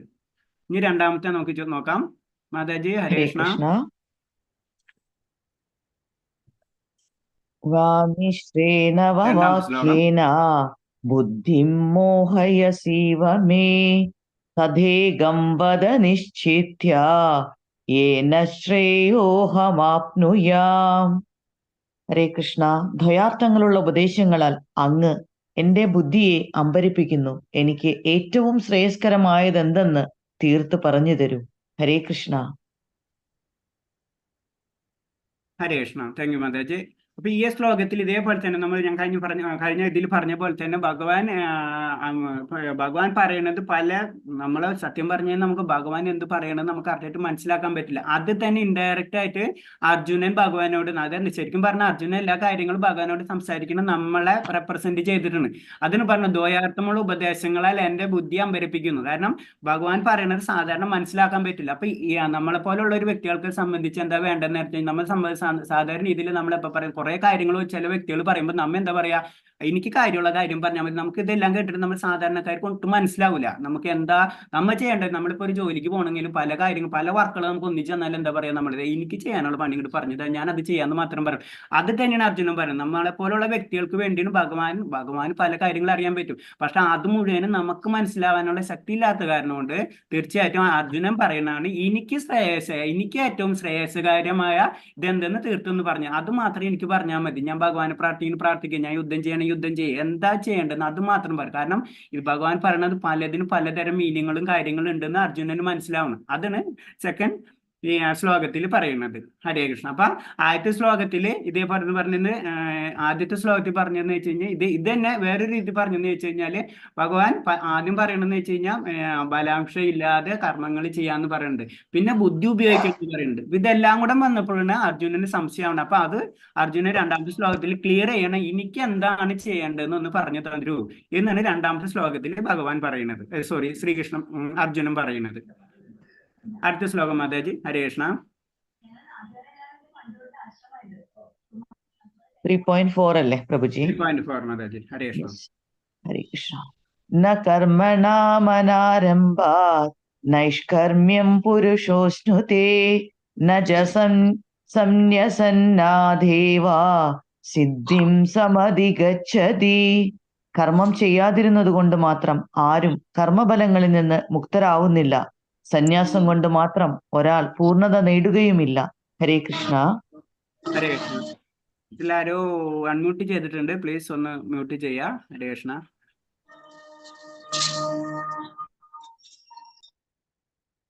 ഒന്ന് മ്യൂട്ട് ചെയ്യാ. ഹരേ കൃഷ്ണ. ഇതിൽ പറയുന്നത് വെച്ച് കഴിഞ്ഞാൽ ഇപ്പൊ സാധാരണ രീതിയിൽ നമ്മൾ ചില ആൾക്കാർ ഭഗവാന്റെ കാര്യം പറഞ്ഞിട്ട് വെറുതെ സന്യസിക്കാൻ പോകും. വെറുതെ സന്യസിച്ച് എന്നിട്ട് അവിടെ ചെന്നിരുന്നിട്ട് നാമം മാത്രം ജപിക്കുക, അതല്ല ചെയ്യേണ്ട. അതുകൊണ്ട് ഒരു കാര്യമില്ല എന്നാണ് പറയുന്നത്. കർമ്മം ചെയ്തു, അതായത് നമുക്ക് വെറുതെ ഇരുന്നിട്ട് ഒന്നും ചെയ്യാൻ പറ്റില്ല. നമ്മൾ ചെയ്യേണ്ട കർമ്മങ്ങൾ തീർച്ചയായിട്ടും ചെയ്യണം. അതിന് സന്യാസം കൊണ്ട് മാത്രം ഒരാൾ പൂർണ്ണത നേടുകയില്ല എന്ന് അടുത്ത ശ്ലോകത്തിൽ ഭഗവാൻ പറയണമെന്ന് വെച്ച് കഴിഞ്ഞാൽ നമ്മൾ വിചാരിക്കും ഭക്തി എന്ന് പറഞ്ഞു കഴിഞ്ഞാൽ വെറുതെ സന്യാസമാണ്. പക്ഷെ ഭക്തി എന്ന് പറഞ്ഞത് സന്യാസം അല്ല എന്ന് ക്ലിയർ ആയിട്ട് ഭഗവാൻ പറഞ്ഞു തരുന്ന ഒരു ശ്ലോകമാണ്. സന്യാസം വേറെ, ഭക്തി വേറെ. ഭക്തിയിൽ നിന്ന് സന്യാസത്തിലേക്ക് പോകാൻ പറ്റും. അല്ലാണ്ട് വെറുതെ നമ്മൾ വെറുതെ ഇരുന്ന് ജപിക്കുക ആയ ഒരു മെന്റലിലേക്ക് പോയി കഴിഞ്ഞാൽ അതിന് കുറെ സിസ്റ്റമാറ്റിക് ആയിട്ട് കാര്യങ്ങൾ ചെയ്യണം. വെറുതെ നമ്മൾ ആരും എന്തോ കേട്ടു എന്തെങ്കിലും ചെയ്യാന്നല്ല പറയുന്നത്. നമ്മൾ അതിന്റെ കാര്യം കറക്റ്റ് ആയിട്ട് ചെയ്തു പോകണം. നമ്മളെ ചതുരാശ്രമങ്ങളുണ്ട്, അതിൽ ഓരോ കാര്യങ്ങൾ ചെയ്തു പോകണം. അല്ലാണ്ട് ഒറ്റയടിക്ക് നമ്മള് സന്യാസത്തിലേക്ക് പോകാൻ പറ്റില്ല. ഓരോ സ്റ്റെപ്പ് ബൈ സ്റ്റെപ്പ് അത് പോവാം. പക്ഷെ അങ്ങനത്തെ റേഞ്ച്, അങ്ങനത്തെ ഗുരുക്കന്മാരെ കിട്ടിക്കഴിഞ്ഞാൽ മാത്രം നമ്മൾ ആ ലെവലിലേക്ക് പോകാൻ പറ്റും. അതെന്ന് പറഞ്ഞ സന്യാസം കൊണ്ട് ഒരിക്കലും പൂർണ്ണത നേടാതെ കഴിയില്ല. പിന്നെ ഒരു വ്യക്തിക്കും അവരുടെ കർമ്മ എല്ലാവർക്കും ഒരേ നിർദ്ദിഷ്ട കർമ്മങ്ങളുണ്ട്. അത് തീർച്ചയായിട്ടും നമ്മൾ ചെയ്തേ പറ്റുള്ളൂ. അത് ചെയ്യാണ്ട് ഞാൻ സന്യാസിന് പോകണമെന്ന് പറഞ്ഞിട്ട് വീട്ടിലെ മക്കളുണ്ട്, ഭാര്യയുണ്ട്, എല്ലാവരും ഉണ്ട്, ഞാൻ ഇനിയിപ്പോ ഭഗവാന്റെ അടുത്തേക്ക് ഞാൻ പോകണമെന്ന് പറഞ്ഞ് കാശിക്ക് അങ്ങനെ പോയിട്ട് ഒരു കാര്യമില്ല. അത് സന്യാസം എന്നല്ല പറയാ. ആ സന്യാസം കൊണ്ട് നമുക്ക് ഒന്നും ലഭിക്കില്ല എന്ന് ക്ലിയർ ആയിട്ട് ഭഗവാൻ പറഞ്ഞു തരുന്നു. കാരണം നമ്മൾ പറഞ്ഞത് അത് നമ്മളെ ലെവൽ ചില കാര്യങ്ങളുണ്ടാവും. ഉണ്ടാവും, അത് അങ്ങനത്തെ ഗുരുക്കന്മാർ, അതൊക്കെ വളരെ റെയർ ടു റെയർ പോയിന്റ്സുകളാണ്. പക്ഷെ സാധാരണ രീതിയിൽ പറയണമെന്ന് വെച്ച് കഴിഞ്ഞാൽ അങ്ങനെ ഒരാൾക്ക് പൂർണ്ണത നേടാൻ കഴിയില്ല എന്ന് ക്ലിയർ ആയിട്ട് ഭഗവാൻ പറഞ്ഞു തരുന്നതാണ് ഈ ശ്ലോകം. അതായത് കർമ്മം ചെയ്യാതെ ഒരാൾക്ക് നടക്കണം. നമുക്ക് നിർദ്ദിഷ്ട കർമ്മങ്ങൾ തീർച്ചയായിട്ടും ചെയ്യേണ്ടി വരും. ആ നിർദ്ദിഷ്ട കർമ്മത്തോടുകൂടി ഭക്തി പ്രാക്ടീസ് ചെയ്ത് ഭക്തിയിലേക്ക് നമ്മൾ മുന്നേറണം. അങ്ങനെ സ്റ്റെപ്പ് ബൈ സ്റ്റെപ്പായിട്ടാണ്. അത് കാരണം കൊണ്ടാണ് നമ്മളെ വേദങ്ങൾ ചതുരാശ്രമങ്ങൾ ക്ലിയർ ആയിട്ട് പറഞ്ഞിട്ടുള്ളത്. കാരണം ഒരു ഗൃഹസ്ഥനെ സംബന്ധിച്ച് ഒറ്റയടി നമ്മളെ വീട്ടിലെ കാര്യങ്ങളും ഇപ്പം നമ്മൾ ഇന്ന് വിചാരിക്കണം നമ്മൾ നാളെ അത് നടക്കുന്ന കാര്യമല്ലാന്ന് ക്ലിയർ ആയിട്ട് പറഞ്ഞു തരുന്ന ഒരു ശ്ലോകമാണ് ഇത് 3.4. ഹരേ കൃഷ്ണ. അടുത്ത ശ്ലോകം ഒന്ന് വായിക്കാം മാതാജി. 3.9 മാതാജി. ഹരേ കൃഷ്ണ. യജ്ഞാർത്ഥാത് കർമ്മണോന്യത്ര ലോകോയം കർമ്മബന്ധനഃ തദർത്ഥം കർമ്മ കൗന്ധേയ മുക്തസംഘാ സമാചര. കർമ്മം വിഷ്ണുവിനായുള്ള യജ്ഞമെന്ന നിലയിൽ അനുഷ്ഠിക്കേണ്ടതാണ്. അല്ലെങ്കിൽ അത് മനുഷ്യനെ ഭൗതിക ലോകത്തോട് കൂടുതൽ ബന്ധിക്കുകയേ ഉള്ളൂ. കുന്തിപുത്ര, നിന്റെ നിർദ്ദിഷ്ട കർമ്മങ്ങളെ ഭഗവാന്റെ സംതൃപ്തിക്കായി നിർവഹിക്കുന്നു. അങ്ങനെ ചെയ്താൽ നിനക്ക് എന്നെന്നും ബദ്ധമുക്തനായിരിക്കാം. ഹരേ കൃഷ്ണ. Hare Krishna Mataji, thank you. അപ്പൊ ഇതില് ഈ 3.9 പറയുന്നതെന്ന് വെച്ച് കഴിഞ്ഞാൽ കർമ്മത്തിന് ഒന്നും കൂടെ ഭഗവാൻ വിശദമാക്കി തരാണ്. കർമ്മം എന്ന് പറയുന്നത് എന്താണ്, കർമ്മം നമ്മളെല്ലാം ചെയ്യണ കർമ്മമാണ്. അപ്പൊ കർമ്മയോഗം എന്ന് പറയുന്നത് ഒന്നും കൂടെ ഭഗവാൻ ഈ ശ്ലോകത്തിൽ ക്ലിയർ ആക്കി തരുന്നു. അതായത് നമ്മൾ കർമ്മം ചെയ്യുമ്പോൾ അത് വിഷ്ണുവായിട്ടുള്ള യജ്ഞം, അതായത് നമ്മൾ ഭഗവാനെ സങ്കല്പിച്ച് ഭഗവാന്റെ കാര്യങ്ങൾ ഭഗവാനെ മുന്നിൽ നിർത്തിയിട്ട് ചെയ്യേണ്ട കാര്യങ്ങളാണ് നമ്മൾ ചെയ്യേണ്ടത്. അല്ലാന്ന് വെച്ച് കഴിഞ്ഞാൽ അതുകൊണ്ട് ഒരു കാര്യം ഉണ്ടാവില്ല. നമ്മളിപ്പോ ചെറുപ്പത്തിലെ തന്നെ പറയില്ല, എന്തെങ്കിലും കാര്യം ചെയ്യുമ്പോൾ ഭഗവാനെ പ്രാർത്ഥിക്കണം. ആ ഒരു കൺസെപ്റ്റ് കൊണ്ടുവന്നത് തന്നെ ഇതാണ്. ഈ ലൈനിൽ നിന്നാണ് അതൊക്കെ പോയിട്ടുള്ളത്. കാരണം നമ്മൾ എന്തൊരു കാര്യം ചെയ്യുമ്പോഴും പ്രവർത്തിക്കുമ്പോഴും അത് ഭഗവാനെ മുൻനിർത്തിയിട്ട് മാത്രം ചെയ്യാൻ പാടുള്ളൂ. അതാണ് കർമ്മയോഗത്തിന്റെ ഒരു എസെൻസ് എന്ന് പറയുന്നത്. അതാണ്. കാരണം അങ്ങനെ ചെയ്താൽ മാത്രമേ നമുക്ക് അല്ലെങ്കിൽ നമ്മൾ എന്തൊരു കർമ്മം ചെയ്താലും അതിന് കണക്ഷൻസ് വരും. പക്ഷെ ഭഗവാനെ മുൻനിർത്തി കർമ്മങ്ങൾ ചെയ്തു കഴിഞ്ഞാൽ നമ്മൾ ആ ബന്ധനത്തിൽ മുക്തനായി തീരും. അതാണ് ഈ ശ്ലോകം പറയുന്നത്. അതായത് നമ്മൾ ഓരോ കർമ്മങ്ങൾ ചെയ്യുമ്പോഴും അത് ഭഗവാനെ സങ്കല്പിച്ച് നമ്മൾ ഒരു കാര്യം ചെയ്യുമ്പോൾ നമ്മൾ ഒരാളെ ഒരു വർക്ക് ചെയ്യിപ്പിക്കുന്ന സമയത്തും ആ വർക്ക് ചെയ്യിപ്പിക്കുക എന്ന് പറഞ്ഞു കഴിഞ്ഞാൽ നമ്മൾ അതിനൊരു ഔട്ട്പുട്ട് നമ്മൾ വാങ്ങിക്കുന്നുണ്ട്. അപ്പൊ ഔട്ട്പുട്ട് വാങ്ങിക്കുന്ന അത് നമ്മളൊരു കർമ്മബന്ധമായിട്ട് കണക്ഷൻ ചെയ്യണം. അവൻ നമ്മ പൈസ കൊടുക്കണം, അവൻ പണി ചെയ്യണം, അങ്ങനത്തെ കാര്യങ്ങൾ വരും. അപ്പൊ ഒരു കർമ്മബന്ധം കണക്ഷൻ ഉണ്ട്. പക്ഷെ ഈ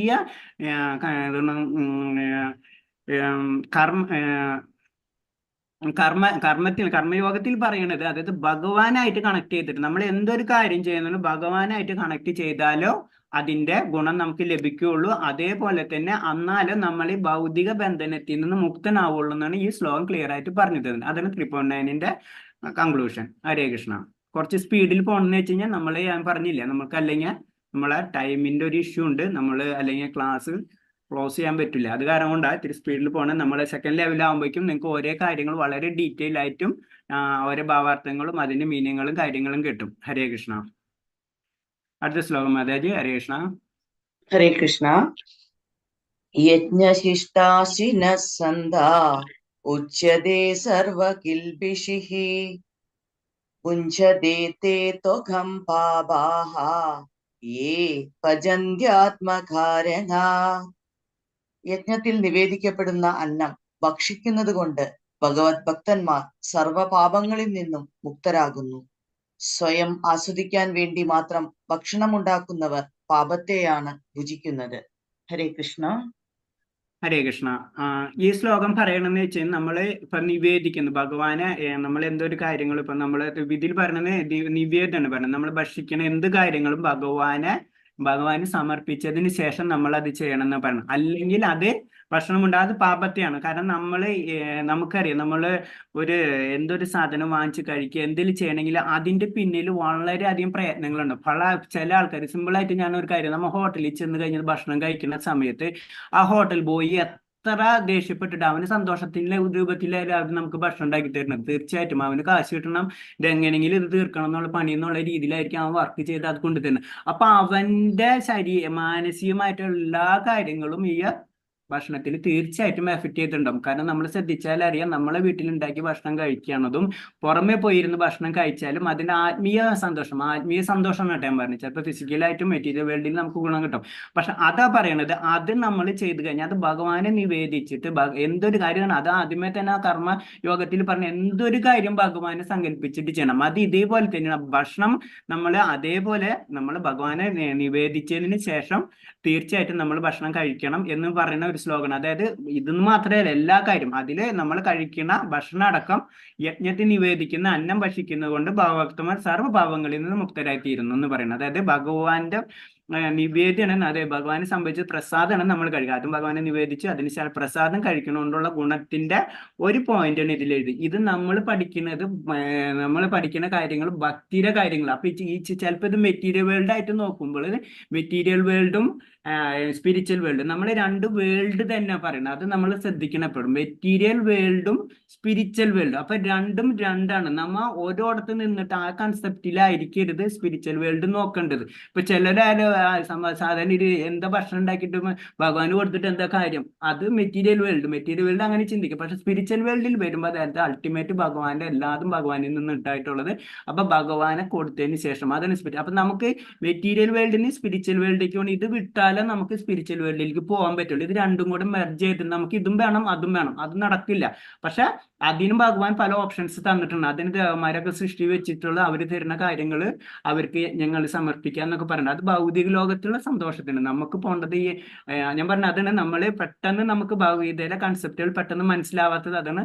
അത് അത്രയും ഡീപ്പിൽ ഓരോ ചാപ്റ്ററും ഓരോ ലൈൻസിലും പല പല മീനിങ്സ് ഉണ്ട്. അപ്പൊ നിങ്ങൾ ഈ പോയിന്റിൽ നിന്ന് മനസ്സിലാക്കേണ്ടതെന്ന് വെച്ച് കഴിഞ്ഞാൽ നമ്മൾ ഇവൻ നിവേദിക്കുന്ന വെച്ച് കഴിഞ്ഞാൽ നിവേദിച്ച ഭക്ഷണം, അത് പ്രസാദം മാത്രം കഴിക്കാൻ പാടുള്ളൂ എന്നുള്ള ഒരു കൺസെപ്റ്റിലേക്കാണ് അടുത്ത് ഈ ശ്ലോകം കൊണ്ടുവന്നിട്ടുള്ളത്. അപ്പൊ അങ്ങനെ കഴിച്ചാൽ, അല്ലാണ്ട് സ്വയം അപ്പൊ നമ്മൾ സാധാരണ രീതിയിൽ വേറൊരു രീതിയിൽ ചിന്തിച്ചു കഴിഞ്ഞാൽ നമ്മൾ എല്ലാ കാര്യം ചെയ്യണത് എനിക്ക് വേണ്ടി ഞാൻ പൈസ ഉണ്ടാക്കുന്നത് എനിക്ക് സന്തോഷിക്കാൻ വേണ്ടി, എനിക്ക് എൻജോയ് ചെയ്യാൻ വേണ്ടി അങ്ങനെ ചെയ്ത്, അതായത് അതിൽ ഭഗവാൻ എന്നുള്ള ഒരു കൺസെപ്റ്റ് ഇല്ലാണ്ട് അത് ഭുജിക്കുക എന്ന് പറഞ്ഞാൽ അത് ഭക്ഷണം മാത്രമല്ല എല്ലാ രീതിയിലും, അതായത് എല്ലാ കാര്യങ്ങളും, എനിക്ക് കാർ വാങ്ങിക്കണം, എനിക്ക് ബംഗ്ലാവ് വാങ്ങിക്കണം, എനിക്ക് ജോലി കിട്ടണം, ഇത് മാത്രം ചിന്തിക്കുക. അങ്ങനെ ചിന്തിച്ച് പ്രവർത്തിച്ച് പോയി കഴിഞ്ഞാൽ തീർച്ചയായിട്ടും അവന് ആ പാപം ഉണ്ടാവും. കാരണം അതിന്റെ പിറകിൽ ഭഗവാൻ ഉണ്ടും അതിൽ കുറെ ആൾക്കാരെ വർക്കിംഗ് ഉണ്ടെന്ന് ഈ വ്യക്തി അറിയാണ്ട് എന്റെ സ്വാർത്ഥ താല്പര്യമായിട്ട് മാത്രം പോകുന്ന വ്യക്തികളെ പറ്റിയാണ് ഈ ശ്ലോകം ഒന്നും കൂടെ. അതിൽ ഭക്ഷണം ഉണ്ടാക്കുന്ന കാര്യം ഇതിലൊരു പോയിന്റ്സ് ആഡ് ചെയ്തെന്ന് മാത്രമേ ഉള്ളൂ. ഹരേ കൃഷ്ണ. ഇതാണ് കർമ്മയോഗത്തിന്റെ പറയുന്നത്. കർമ്മയോഗത്തിലെ പല ശ്ലോകങ്ങളും എല്ലാതും ബേസിക് ആയിട്ട് പറഞ്ഞത് അല്ല, കർമ്മയോഗത്തിൽ ക്ലിയർ ആയിട്ട് പറഞ്ഞത് നമ്മൾ ചെയ്യുന്ന കർമ്മങ്ങൾ മുഴുവൻ തീർച്ചയായിട്ടും ഭഗവാനെ സങ്കല്പിച്ചിട്ട് ഭഗവാന്റെ കൺട്രോളിൽ തന്നെ ചെയ്യണം. എന്നാലേ നമുക്ക് ഭഗവാനിൽ എത്താൻ പറ്റുള്ളതാണ് കർമ്മയോഗത്തിൽ പറയുന്നത്. അതിൽ ഓരോ സ്റ്റെപ്പും അത് എന്തൊക്കെ ചെയ്യണം എന്നാണ് ഈ കർമ്മയോഗത്തിൽ ഓരോ ശ്ലോകങ്ങളും വിവരിച്ചു തരുന്നുണ്ട്. ഹരേ കൃഷ്ണ. അപ്പൊ ഈ പിക്ചർ നോക്കുമ്പോൾ സിമ്പിൾ ആയിട്ട് അറിയാം, നമ്മള് ഭഗവാനെ നിവേദിച്ചിട്ടാണ് ആ ഭക്ഷണങ്ങൾ കഴിക്കുന്നത്. ആ ഫോട്ടോസിന് അത് ഓരോ ഫോട്ടോസ് നോക്കുമ്പോൾ ശ്രദ്ധിച്ചു കഴിഞ്ഞാൽ മനസ്സിലാവും. ഇത് ഭക്തിയിൽ വരുന്നതാണ്. ഇപ്പൊ നിങ്ങൾ ചില ആൾക്കാർ ഇതില് ഭഗവതായിട്ട് ഒരു ബന്ധമില്ലാത്തതും ഭക്തി, അതായത് സാധാരണ ഭക്തരെ ഉദ്ദേശിച്ചിട്ടല്ല പറഞ്ഞ അമ്പലങ്ങളിൽ പോകണം, അതല്ല ഉദ്ദേശിക്കുന്നത്. നമ്മൾ കറക്റ്റ് ഭക്തി എന്നുള്ള റേഞ്ചിലേക്ക് വരുമ്പോൾ ഇങ്ങനത്തെ കാര്യങ്ങൾ നമ്മൾ ചെയ്തു പോകണം എന്നുള്ള ഒരു ശ്ലോകം കൂടിയും അതിന്റെ ഒരു ഫോട്ടോഗ്രാഫാണ് ഇതിൽ കാണിച്ചിട്ടുള്ളത്. ഹരേ കൃഷ്ണ. മാതാജി അടുത്ത ശ്ലോകം എന്ന് പറയോ. അന്നാദ് ഭവന്തി ഭൂതാനി പർജന്യാദന്ന സംഭവഃ യജ്ഞാദ് ഭവതി പർജന്യോ യജ്ഞകർമ്മ സമുദ്ഭവഃ. എല്ലാ ജീവജാലങ്ങളും ധാന്യങ്ങൾ കൊണ്ട് ജീവിക്കുന്നു. അതാകട്ടെ മഴ മൂലമുണ്ടാകുന്നു. മഴ യജ്ഞത്തിൽ നിന്നുണ്ടാകുന്നു. യജ്ഞങ്ങൾ വിധിപ്രകാരമുള്ള കർമ്മങ്ങളിൽ നിന്നും. ഹരേ കൃഷ്ണ. ഹരേ കൃഷ്ണ മാതാജി. ഹരേ കൃഷ്ണ. ഇതിൽ ഞാൻ പറഞ്ഞില്ലേ, നമ്മള് ഓരോ കാര്യങ്ങളും നമ്മൾ പിറകിലേക്ക് കണക്ട് ചെയ്തിട്ടുണ്ടാവും. അപ്പൊ നമ്മൾ കഴിക്കുന്ന ഭക്ഷണം അത് എല്ലാ ജീവജാലങ്ങളും ധാന്യം കൊണ്ട് ജീവിക്കുന്ന എല്ലാ ആൾക്കാരും നമ്മള് ഏതൊരു കാര്യം നമ്മൾ ജീവിക്കണം എന്ന് വെച്ചാൽ നമുക്ക് ഭക്ഷണം വേണം. അപ്പൊ ആ ഭക്ഷണം ഏതെങ്കിലും ഒരു കണക്ഷൻ ആയിട്ടാണ് ഉണ്ടാവുന്നത്. അപ്പൊ അതാണ് പറയുന്നത്, അത് മഴ മൂലം ഉണ്ടാകുന്ന മഴ യജ്ഞത്തിൽ നമ്മൾ യജ്ഞം എന്ന് പറയാൻ ഭഗവാനെ സങ്കല്പിച്ചിട്ടുള്ള യജ്ഞോപമാദികൾ ഉണ്ടാവും. അത് ചെയ്യണം. അത് കഴിഞ്ഞിട്ടുള്ള അതിന്റെ എങ്ങനെ അത് ചെയ്യേണ്ട കാര്യങ്ങളുണ്ട്, അതിനനുസരിച്ച് ചെയ്യണം. ഇത് ഞാൻ പറഞ്ഞു, നമ്മൾ മെറ്റീരിയൽ വേൾഡിൽ ഹോമത്തിൽ ഇപ്പൊ പലരും ചോദിക്കുക ഹോമം ചെയ്ത് എന്ത് കിട്ടും? അതല്ല, അത് മാത്രമല്ല കൺസെപ്റ്റ്. കാരണം നമ്മളെ കർമ്മബന്ധങ്ങൾ ഇത്രയും കണക്റ്റഡ് ആയി എടുക്കുന്നുണ്ട് എന്നുള്ള ഒരു ഇൻഡയറക്റ്റ് മീനിങ് കൂടി ഈ ശ്ലോകത്തിൽ. അതായത് നമ്മളെ ഭഗവതിയുടെ ഓരോ ശ്ലോകങ്ങൾ പല തരത്തിലുള്ള പല ലെവലിലുള്ള മീനിങ്സുകൾ ഉണ്ട്. അപ്പൊ നമ്മൾ ഇതിൽ വരുന്നതെന്ന് വെച്ച് കഴിഞ്ഞാൽ നമ്മൾ ജീവജാലങ്ങളെല്ലാം ധാന്യം കൊണ്ട് ജീവിക്കുന്നു പറഞ്ഞതെന്ന് വെച്ച് കഴിഞ്ഞാല് അപ്പൊ ചോദിക്കും ചിലര് എന്താണ് സിംഹം പുലിയൊന്നും ഇതിങ്ങനെ കഴിക്കില്ല. അതല്ല, പക്ഷെ അതിന് ഇന്റർലാക്റ്റഡ് ആയിട്ട് വേറെ ജീവജാലങ്ങളുണ്ട്. അപ്പൊ അൾട്ടിമേറ്റ് ഇതിനല്ലാതെ ഇന്റർ കണക്ട് ചെയ്ത് അപ്പൊ നമ്മൾ ഒരു ദാനത്തിന്റെ ഒരു മണിയാണെങ്കിലും അതിന്റെ പിറകിൽ വളരെയധികം കഥകളുണ്ടാവും. അതിന് ഓരോ ലിങ്കുകൾ ഉണ്ടാവും. അപ്പൊ ഈ ലിങ്കുകൾ മുഴുവനും കണക്ട് ചെയ്യണം. അപ്പൊ അതിന് വേണ്ടിയിട്ടുള്ള കാര്യങ്ങൾ തീർച്ചയായിട്ടും നമ്മൾ ചെയ്തിരിക്കണം. അത് ഭഗവാനായിട്ട് അതായത് നമ്മൾ ഈ എല്ലാ ശ്ലോകത്തിലേന്റെ അൾട്ടിമേറ്റ് പോയിന്റ് കൊണ്ടുപോകുന്നത് ഭഗവാനിലേക്കാണ്. അപ്പൊ ഭഗവാനിലേക്ക് കൊണ്ടുപോകുന്ന ശ്ലോകങ്ങളിലേക്ക് ഓരോ എക്സാമ്പിൾസ്, ഒരു തരത്തിൽ പറഞ്ഞ എക്സാമ്പിൾസ് ആണ് പറഞ്ഞത്. അതാണ് പറഞ്ഞത് എല്ലാ ജീവജാലങ്ങളും ധാന്യങ്ങൾ കൊണ്ടാണ് ജീവിക്കുന്നത്. അപ്പൊ നമുക്കൊരു ബേസിക് ഐഡിയ കിട്ടണം. അതിന് വേണ്ടിയാണ് ഈ ശ്ലോകങ്ങൾ ഓരോന്ന് എഴുതിയിട്ടുള്ളത്. അത് മഴ പോലെ, അപ്പൊ മഴയില്ലാണ്ട് ജീവജാലങ്ങൾ ഉണ്ടാവില്ല. അതുപോലെ തന്നെ മഴ യജ്ഞത്തിൽ നിന്നും ഉണ്ടാകുന്നു. യജ്ഞം എന്ന് പറഞ്ഞു കഴിഞ്ഞാൽ ഭഗവാന്റെ ഹോമകാര്യങ്ങൾ, അങ്ങനത്തെ കാര്യങ്ങൾ നമ്മൾ ചെയ്യണം. അത് ഭഗവാനെ സങ്കല്പിക്കണം, ഭഗവാന്റെ കാര്യങ്ങൾ ചെയ്യണം. നമ്മൾ മുഴുവനും പറയുന്നത് ശരിക്കും ഒരു ഭക്തി, നമ്മളെല്ലാവരും ഭക്തരാക്കാന്നുള്ള ഒരു കൺസെപ്റ്റിലേക്കാണ് ഭഗവത്ഗീത എന്ന് പറയുന്നത്. ഭഗവത്ഗീത തന്നെ പറയണത് ഭക്തിയാണ്. അല്ലാണ്ട് നമ്മളത് എന്താണ് മാനേജ്മെന്റ് സ്കില്ല് പഠിക്കണമെങ്കിൽ വേറെ പല കാര്യങ്ങളുണ്ട്. പക്ഷെ ഭക്തി വേണമെന്ന് വെച്ചാൽ ഭഗവത്ഗീത തന്നെ പലതരത്തിലും പല ആൾക്കാരും എഴുതി വെച്ചിട്ടുണ്ട്, പല വ്യാഖ്യാനങ്ങൾ. അപ്പൊ നമ്മൾ അതായത് യഥാരൂപം എന്ന് പറയുമ്പോൾ കറക്റ്റ് ആയിട്ട് അത് തീർച്ചയായിട്ടും ഭക്തിയാണ് പറഞ്ഞിട്ടുള്ളത്. ഭഗവാൻ പറഞ്ഞിട്ടുള്ളത് എങ്ങനെ എൻ്റെ അടുത്തെത്താം എന്നുള്ളത് അതാണ് പറയുന്നത്. അപ്പൊ അതിലെ പല ശ്ലോകങ്ങളും നമുക്ക് കണക്ട് ചെയ്ത് എങ്ങനെയാണ് ഞാൻ എന്താണ്, ഭഗവാൻ എന്താണെന്ന് പറഞ്ഞു തരുന്ന പല ശ്ലോകങ്ങളിൽ ഒരു ശ്ലോകമാണ് ഇപ്പൊ നമ്മൾ കഴിക്കുന്ന ഭക്ഷണമാണെങ്കിലും, അതായത് അത് ധാന്യങ്ങൾ, ആ ധാന്യങ്ങൾ എവിടെ നിന്ന് ഉണ്ടാവുന്നു? അപ്പൊ അത് നമ്മൾ ഒരു തരത്തിൽ നമ്മൾ ഇങ്ങനെ ചിന്തിപ്പിക്കുന്നതാണ്. ഞാൻ ആര്, അപ്പൊ ഞാൻ ആരെന്ന്, ഞാൻ എന്താണെന്ന് ഒന്ന് ചിന്തിപ്പിക്കാനുള്ള കാര്യങ്ങളാണ് ഇങ്ങനത്തെ ഓരോ ശ്ലോകങ്ങൾ. അൾട്ടിമേറ്റ് ഞാൻ എന്താണെന്നും ഞാൻ ആത്മാവാണെന്നും എനിക്കൊരു പരമാത്മാവ് ഉണ്ടെന്നും ആ പരമാത്മാവാണ് എൻ്റെ കണക്ഷൻസ് എന്നും ആ കണക്ഷൻസ് ഞാൻ എത്തിച്ചേരണമെന്നും നമുക്കൊരു ചിന്താഗതി വരുത്താൻ വേണ്ടിയാണ്. അങ്ങനെ ഭഗവാൻ പതുക്കെ നമ്മൾ കറക്റ്റായിട്ട് നമ്മൾ ചാപ്റ്റർ 1 തൊട്ട് ലാസ്റ്റ് 18ാമത്തെ ചാപ്റ്റർ വരുമ്പോഴേക്കും കറക്റ്റായിട്ട് മനസ്സിലാവും അൾട്ടിമേറ്റ് ഭഗവാൻ പറഞ്ഞിട്ടുള്ളത് എല്ലാതും ഭഗവാനിലേക്ക് നിങ്ങൾ വരണം. ആ ഒരു കൺസെപ്റ്റ്, ആ ഭക്തി ഉണ്ടാക്കുക, അതാണ് ഈ ശ്ലോകങ്ങളിലെല്ലാം പറഞ്ഞിട്ടുള്ളത്. അത് കാരണം എന്താണ് പറഞ്ഞത്, ധാന്യങ്ങൾ. ഈ ധാന്യങ്ങൾ എന്ന് പറയുന്നത് വെച്ചാൽ നമ്മൾ അത്രയും കോംപ്ലക്സ് ആയിട്ടുള്ള ഒരു മെറ്റീരിയൽ വേൾഡിലാണ് നമ്മൾ ജീവിക്കുന്നത് മനസ്സിലാക്കാൻ വേണ്ടിയാണ് ഈ ശ്ലോകം കൂടെ പറഞ്ഞിട്ടുള്ളത്. ഹരേ കൃഷ്ണ മാതാജി, നെക്സ്റ്റ് ശ്ലോകം എന്ന് പറയൂ. അപ്പൊ അതിൽ ജസ്റ്റ് 1 സെക്കൻഡ് മാതാജി. അപ്പൊ അതിൽ ക്ലിയർ ആയിട്ടുണ്ട് ഭഗവാൻ വേദാസ് ഉണ്ട്. വേദാസ് എന്ന് പറയുമ്പോ വേദങ്ങൾ എങ്ങനെയാണ് നമ്മളെ കർമ്മങ്ങൾ എങ്ങനെയാണ് ചെയ്യേണ്ടത്, നമ്മളെ കാര്യങ്ങൾ നമ്മൾ പറയില്ല തീർച്ചയായിട്ടും അങ്ങനത്തെ എങ്ങനെയാണ് കാര്യങ്ങൾ ചെയ്യേണ്ടത് എന്നുള്ളതാണ്. അപ്പൊ നമ്മളെ ഡ്യൂട്ടീസ് ചെയ്ത് നമ്മൾ അതിന് സാക്രിഫൈസ് യജ്ഞങ്ങൾ ചെയ്ത് യജ്ഞങ്ങൾ മഴ പെയ്യുന്നു, മഴയിൽ ഗ്രെയിൻസ് ധാന്യങ്ങൾ ഉണ്ടാകുന്ന അവിടുന്ന് ഓട്ടോമാറ്റിക്കായിട്ട് ലിവിങ് എൻറ്റിറ്റീസ് മീൻസ് ഇതാവുന്ന അത് ഓട്ടോമാറ്റിക്കായിട്ട് ഭഗവാനെ സമർപ്പിക്കും. ഈ ഒരു സർക്കിൾ അത് മെറ്റീരിയൽ വേൾഡിനെങ്കിൽ വേറെ രീതിയിൽ, ഇത് നമ്മളെ സ്പിരിച്വൽ വേൾഡിനെങ്കിൽ വേറെ ലെവലിൽ നമ്മൾ ചിന്തിക്കേണ്ടത്. അപ്പൊ അൾട്ടിമേറ്റ് ഭഗവാന്റെ ഒരു ഇതിൽ നിന്നാണ് ഇത് എല്ലാതും ഇന്റർലിങ്ക് ചെയ്ത് വന്നിട്ടുള്ളതെന്ന് മനസ്സിലാക്കാൻ വേണ്ടിയാണ് ഈ ശ്ലോകം നമ്മളെ ഓർമ്മപ്പെടുത്തുന്നത്. ഇതിൽ തന്നെ വേറെ ഒന്നുണ്ട്, ഇപ്പൊ സത്യയുഗം. അപ്പൊ ഇതില് വേറൊരു കൺസെപ്റ്റ് ഒന്നാണ് സത്യയുഗം, ധ്യാനയോഗം, ത്രേതായുഗം, യജ്ഞം, ദ്വാപരയുഗം, വിഗ്രഹാരാധന, കലിയുഗം, ഹരിനാമ സങ്കീർത്തനം. അപ്പൊ നമ്മള് സത്യം പറഞ്ഞു കഴിഞ്ഞാൽ നമുക്കറിയാം ബ്രഹ്മാവിന് ഒരു ബ്രഹ്മാവിന്റെ ആയുസ്സുണ്ട് നമുക്ക്. അതേപോലെ തന്നെ അപ്പൊ ബ്രഹ്മാവിന്റെ ഒരു പകൽ എന്ന് പറയുന്നത് സത്യയുഗം, ത്രേതായുഗം, ദ്വാപരയുഗം, കലിയുഗം കൂടി ചേർത്തതാണ്. അപ്പൊ ഓരോ യുഗത്തിനും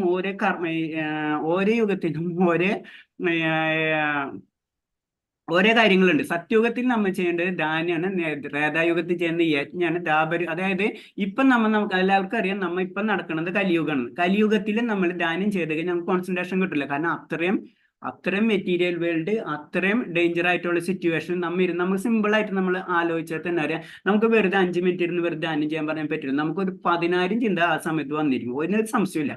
അതിന് പറഞ്ഞ ഓരോ കാലഘട്ടത്തിനനുസരിച്ചും ഓരോ കാര്യങ്ങൾ പറഞ്ഞു. നമ്മൾ വേദങ്ങളിൽ തന്നെ പറഞ്ഞു വെച്ചിട്ടുള്ള കാര്യങ്ങളാണ്. അപ്പൊ സത്യയുഗത്തിൽ ചെയ്യുന്ന കാര്യങ്ങൾ നമുക്ക് ത്രേതായുഗത്തിൽ ചെയ്യാൻ പറ്റില്ല, ത്രേതായുഗത്തിൽ ചെയ്യുന്ന കാര്യം ദ്വാപരയുഗത്തിൽ ചെയ്യാൻ പറ്റില്ല, ദ്വാപരയുഗത്തിൽ ചെയ്യുന്ന കാര്യം കലിയുഗത്തിൽ. അപ്പൊ ഓരോ യുഗത്തിന് അതിന്റെ ധർമ്മങ്ങളുണ്ട്. കലിയുഗത്തിലുള്ള ധർമ്മം എന്ന് പറഞ്ഞാൽ, കാരണം നമുക്ക് സത്യം പറഞ്ഞു കഴിഞ്ഞാൽ ഇപ്പം നമുക്ക് ദ്വാപരയുഗത്തിൽ നിന്ന് വിഗ്രഹാരാധന ഓട്ടോമാറ്റിക് ആയിട്ട് അതിനനുസരിച്ചുള്ള പൂജാരികൾ വേണ്ടി വരും, അതിനനുസരിച്ചുള്ള ദ്രവ്യങ്ങൾ വേണ്ടി വരും. അതൊക്കെ നമുക്കറിയാം. ഇപ്പൊ ഏത് ചന്ദനത്തിരി തന്നെ വാങ്ങിക്കാൻ പറ്റും നമുക്ക്. അതില് അപ്പൊ അത്രയും ഡേഞ്ചർ, അത്രയും പ്യൂർ ആയിട്ടുള്ള സാധനം നമുക്ക് കിട്ടില്ല. പക്ഷെ നമുക്ക് പ്യൂർ ആയിട്ടുള്ള ഒരേ സാധനം കലിയുഗത്തിൽ കിട്ടാവുന്നത് നമ്മളെ നാമജപം. അതിനെ നമുക്ക് ഇംപ്യൂരി ചെയ്യാൻ പറ്റില്ല, അത്രയും പ്യൂരിറ്റിയാണ്. അത് ഭഗവാനെ സങ്കല്പിച്ച് അത് മാത്രമേ ഉള്ളൂ കലിയുഗത്തിലെ അതെന്ന് പറഞ്ഞ കലിയുഗത്തിലെ ധർമ്മം എന്ന് പറയുന്നത്. കലിയുഗത്തിലെ ധർമ്മം എന്ന് പറയുന്നത് ഹരിനാമ സങ്കീർത്തനം മാത്രമേ ഉള്ളൂ. അതാണ് ഇതൊന്നും കൂടെ. അതായത് ഇതിന്റെ ഇടയ്ക്ക് ഇത് പറഞ്ഞു പോയതെന്ന് പറഞ്ഞു കഴിഞ്ഞാൽ, നമ്മൾ ഇങ്ങനത്തെ കാര്യങ്ങളൊക്കെ ഉണ്ടെങ്കിലും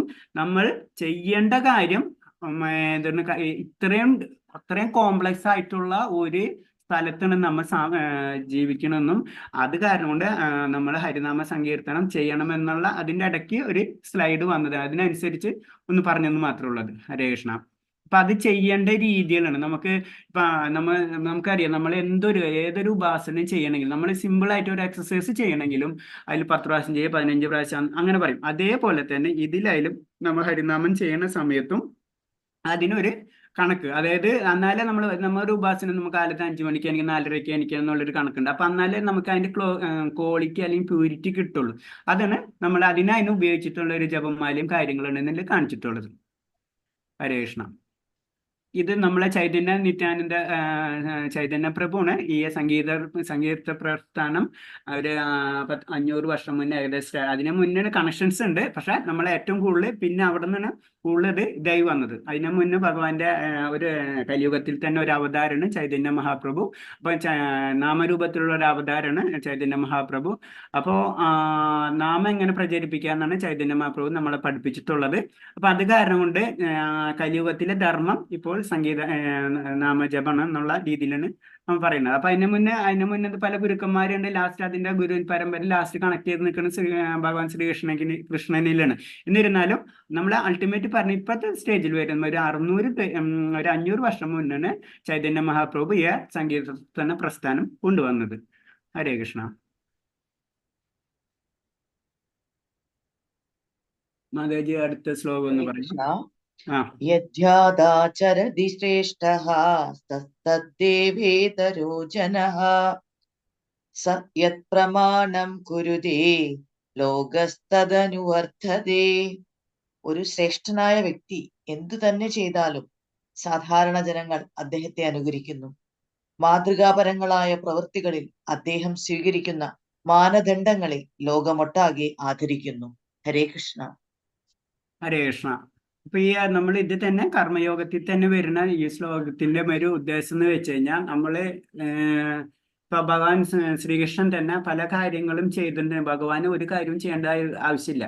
പക്ഷെ ചില കാര്യങ്ങൾ നമുക്ക് സിമ്പിളായിട്ട് വേറെ രീതിയിൽ ചിന്തിച്ചു കഴിഞ്ഞാൽ, നമ്മളെ നാട്ടിൽ ഫിസിക്കൽ വേൾഡ് മെറ്റീരിയൽ വേൾഡിൽ തന്നെ വളരെ പ്രസിദ്ധമായിട്ട് വ്യക്തികൾ, ഇപ്പൊ എക്സാമ്പിൾ ഒരു ഫിലിം സ്റ്റാർ തന്നെ, ആ ഫിലിം സ്റ്റാർ ചെയ്യുന്ന കാര്യം നമ്മളെ സാധാരണക്കാർ തീർച്ചയായിട്ടും പെട്ടെന്ന് അനുകരിക്കും. കാരണം അവരെ തോന്നലെന്ന് പറഞ്ഞു കഴിഞ്ഞാൽ അവരേലും വലിയ ആൾക്കാരെ നമ്മളെ അനുകരിക്കും.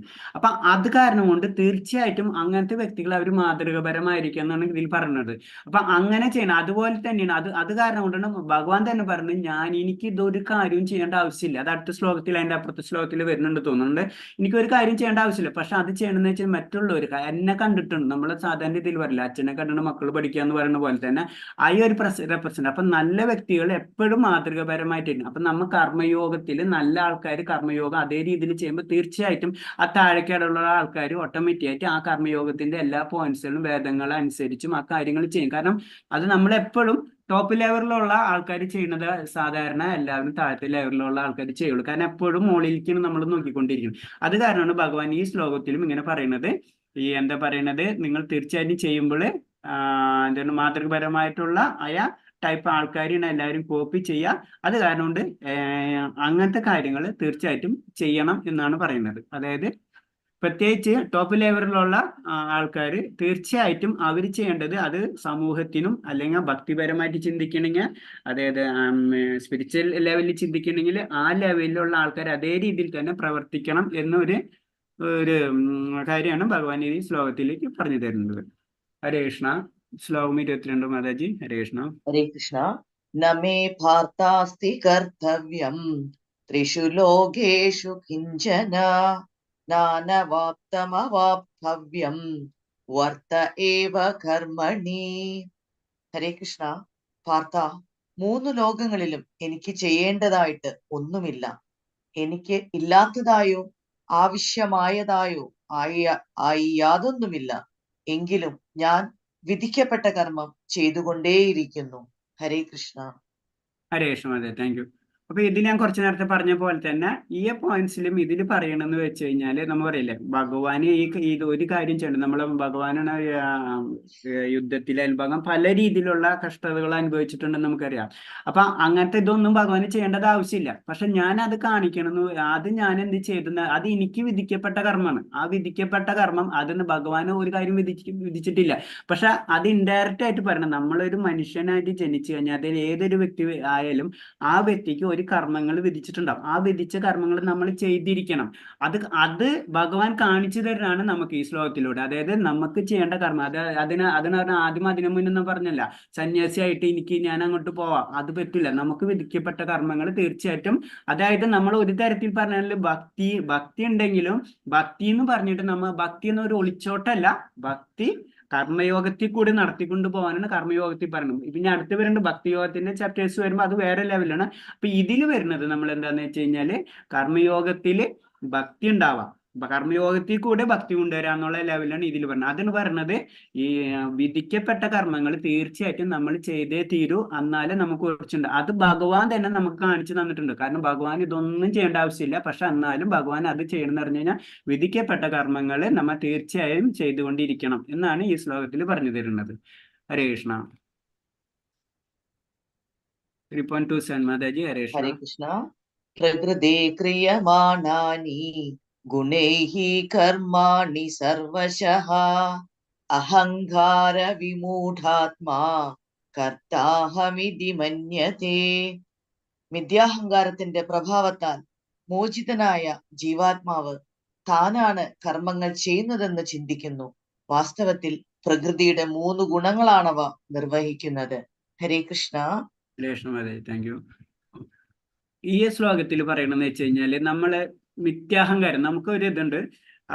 നമ്മൾ എന്തൊരു കാര്യം ചെയ്യുമ്പോഴും നമ്മൾ പറയും ഞാനാണ് ചെയ്തത്, അത് ഞാൻ എന്നുള്ള ഒരു ചിന്താഗതി വരുന്നുണ്ട്. പക്ഷെ ഈ ഞാൻ അതെല്ലാം നമ്മളെ കൊണ്ട് ചെയ്യിപ്പിക്കുന്നത്. അതാണ് ഈ 2 ഫോട്ടോഗ്രാഫ് നോക്കിയാൽ, ഈ ഫോട്ടോഗ്രാഫ് നോക്കിയാൽ നമ്മൾ താഴ്ത്തിരുന്ന് ഇവിടെ ഇങ്ങനെ ഓരോ കാര്യങ്ങൾ ഇവിടെ നിന്ന് ചെയ്യുന്നുണ്ട്. പക്ഷെ ഇത് കൺട്രോൾ ചെയ്യണതാണ് 3 പേരാണ്.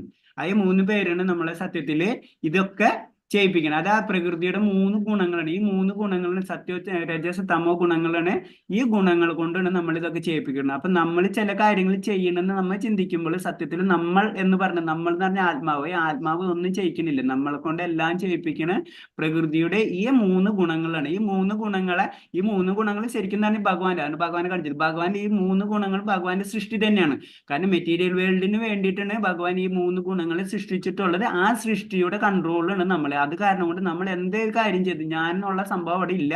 ഈ ഞാൻ എന്ന് പറഞ്ഞ് ഞാൻ ചെയ്യുന്ന എല്ലാ കാര്യങ്ങളും അതുകൊണ്ട് മിഥ്യാഹങ്കാര പ്രഭാവത്തിൽ മോഹിതനായ ജീവാത്മാവ് താനാണ് കർമ്മം ചെയ്തതെന്ന് ചിന്തിക്കുന്നു. പക്ഷെ വാസ്തവത്തിൽ പ്രകൃതിയുടെ 3 ഗുണങ്ങളാണ് നിർവഹിക്കുന്നത്. കാരണം ഈ 3 പേരും കൂടിയാണ് നമ്മളെ കൺട്രോൾ ചെയ്ത്, അല്ലെങ്കിൽ നമ്മൾ അതിൽ പെടണം, ആ കർമ്മത്തിൽ നമ്മൾ ചെന്ന് പെടണാണ് ഈ ശ്ലോകത്തിൽ കാണിച്ചിരിക്കുന്നത്. ഹരേ കൃഷ്ണ മാതാജി.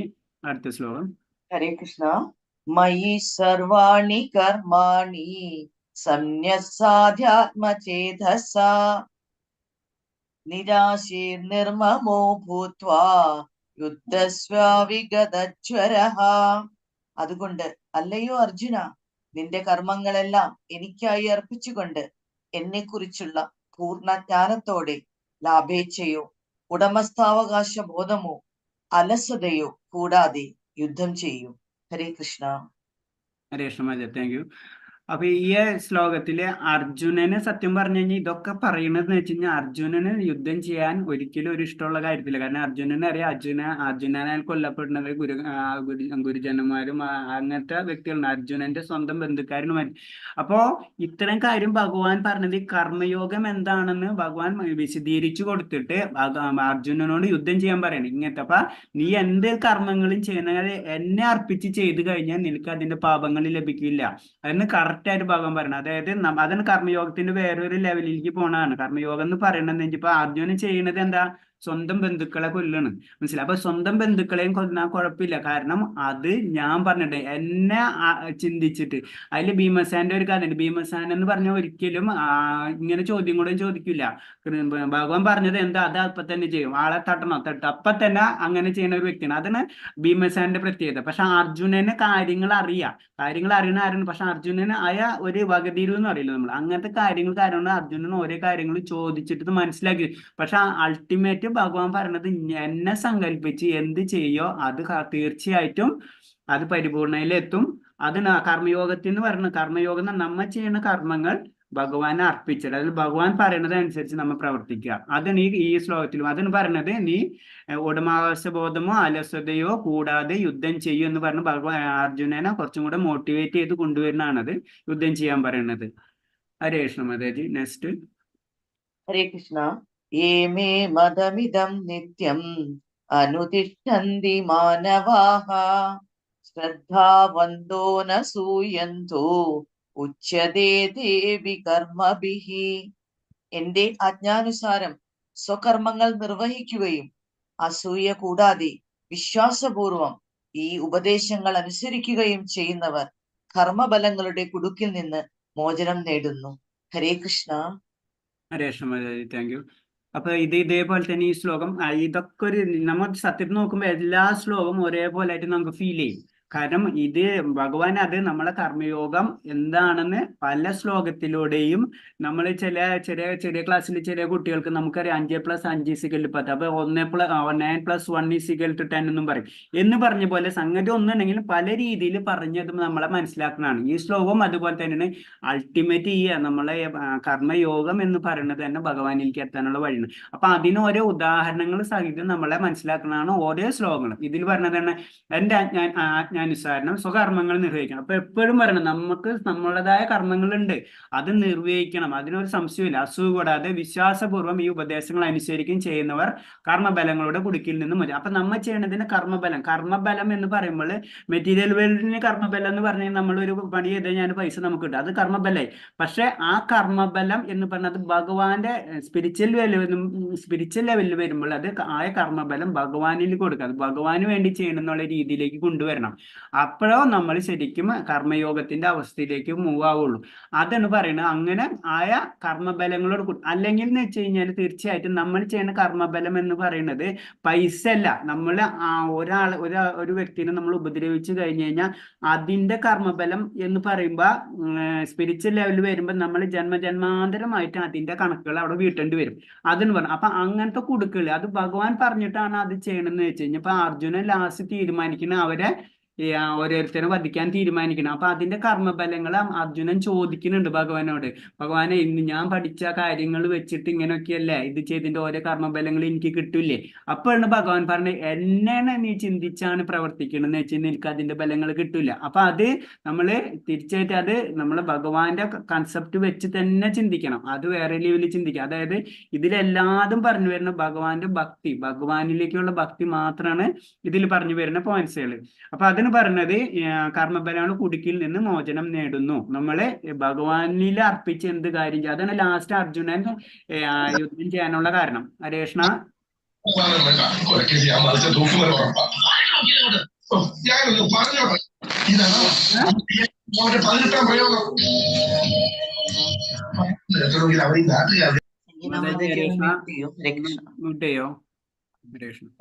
ഹരേ കൃഷ്ണ.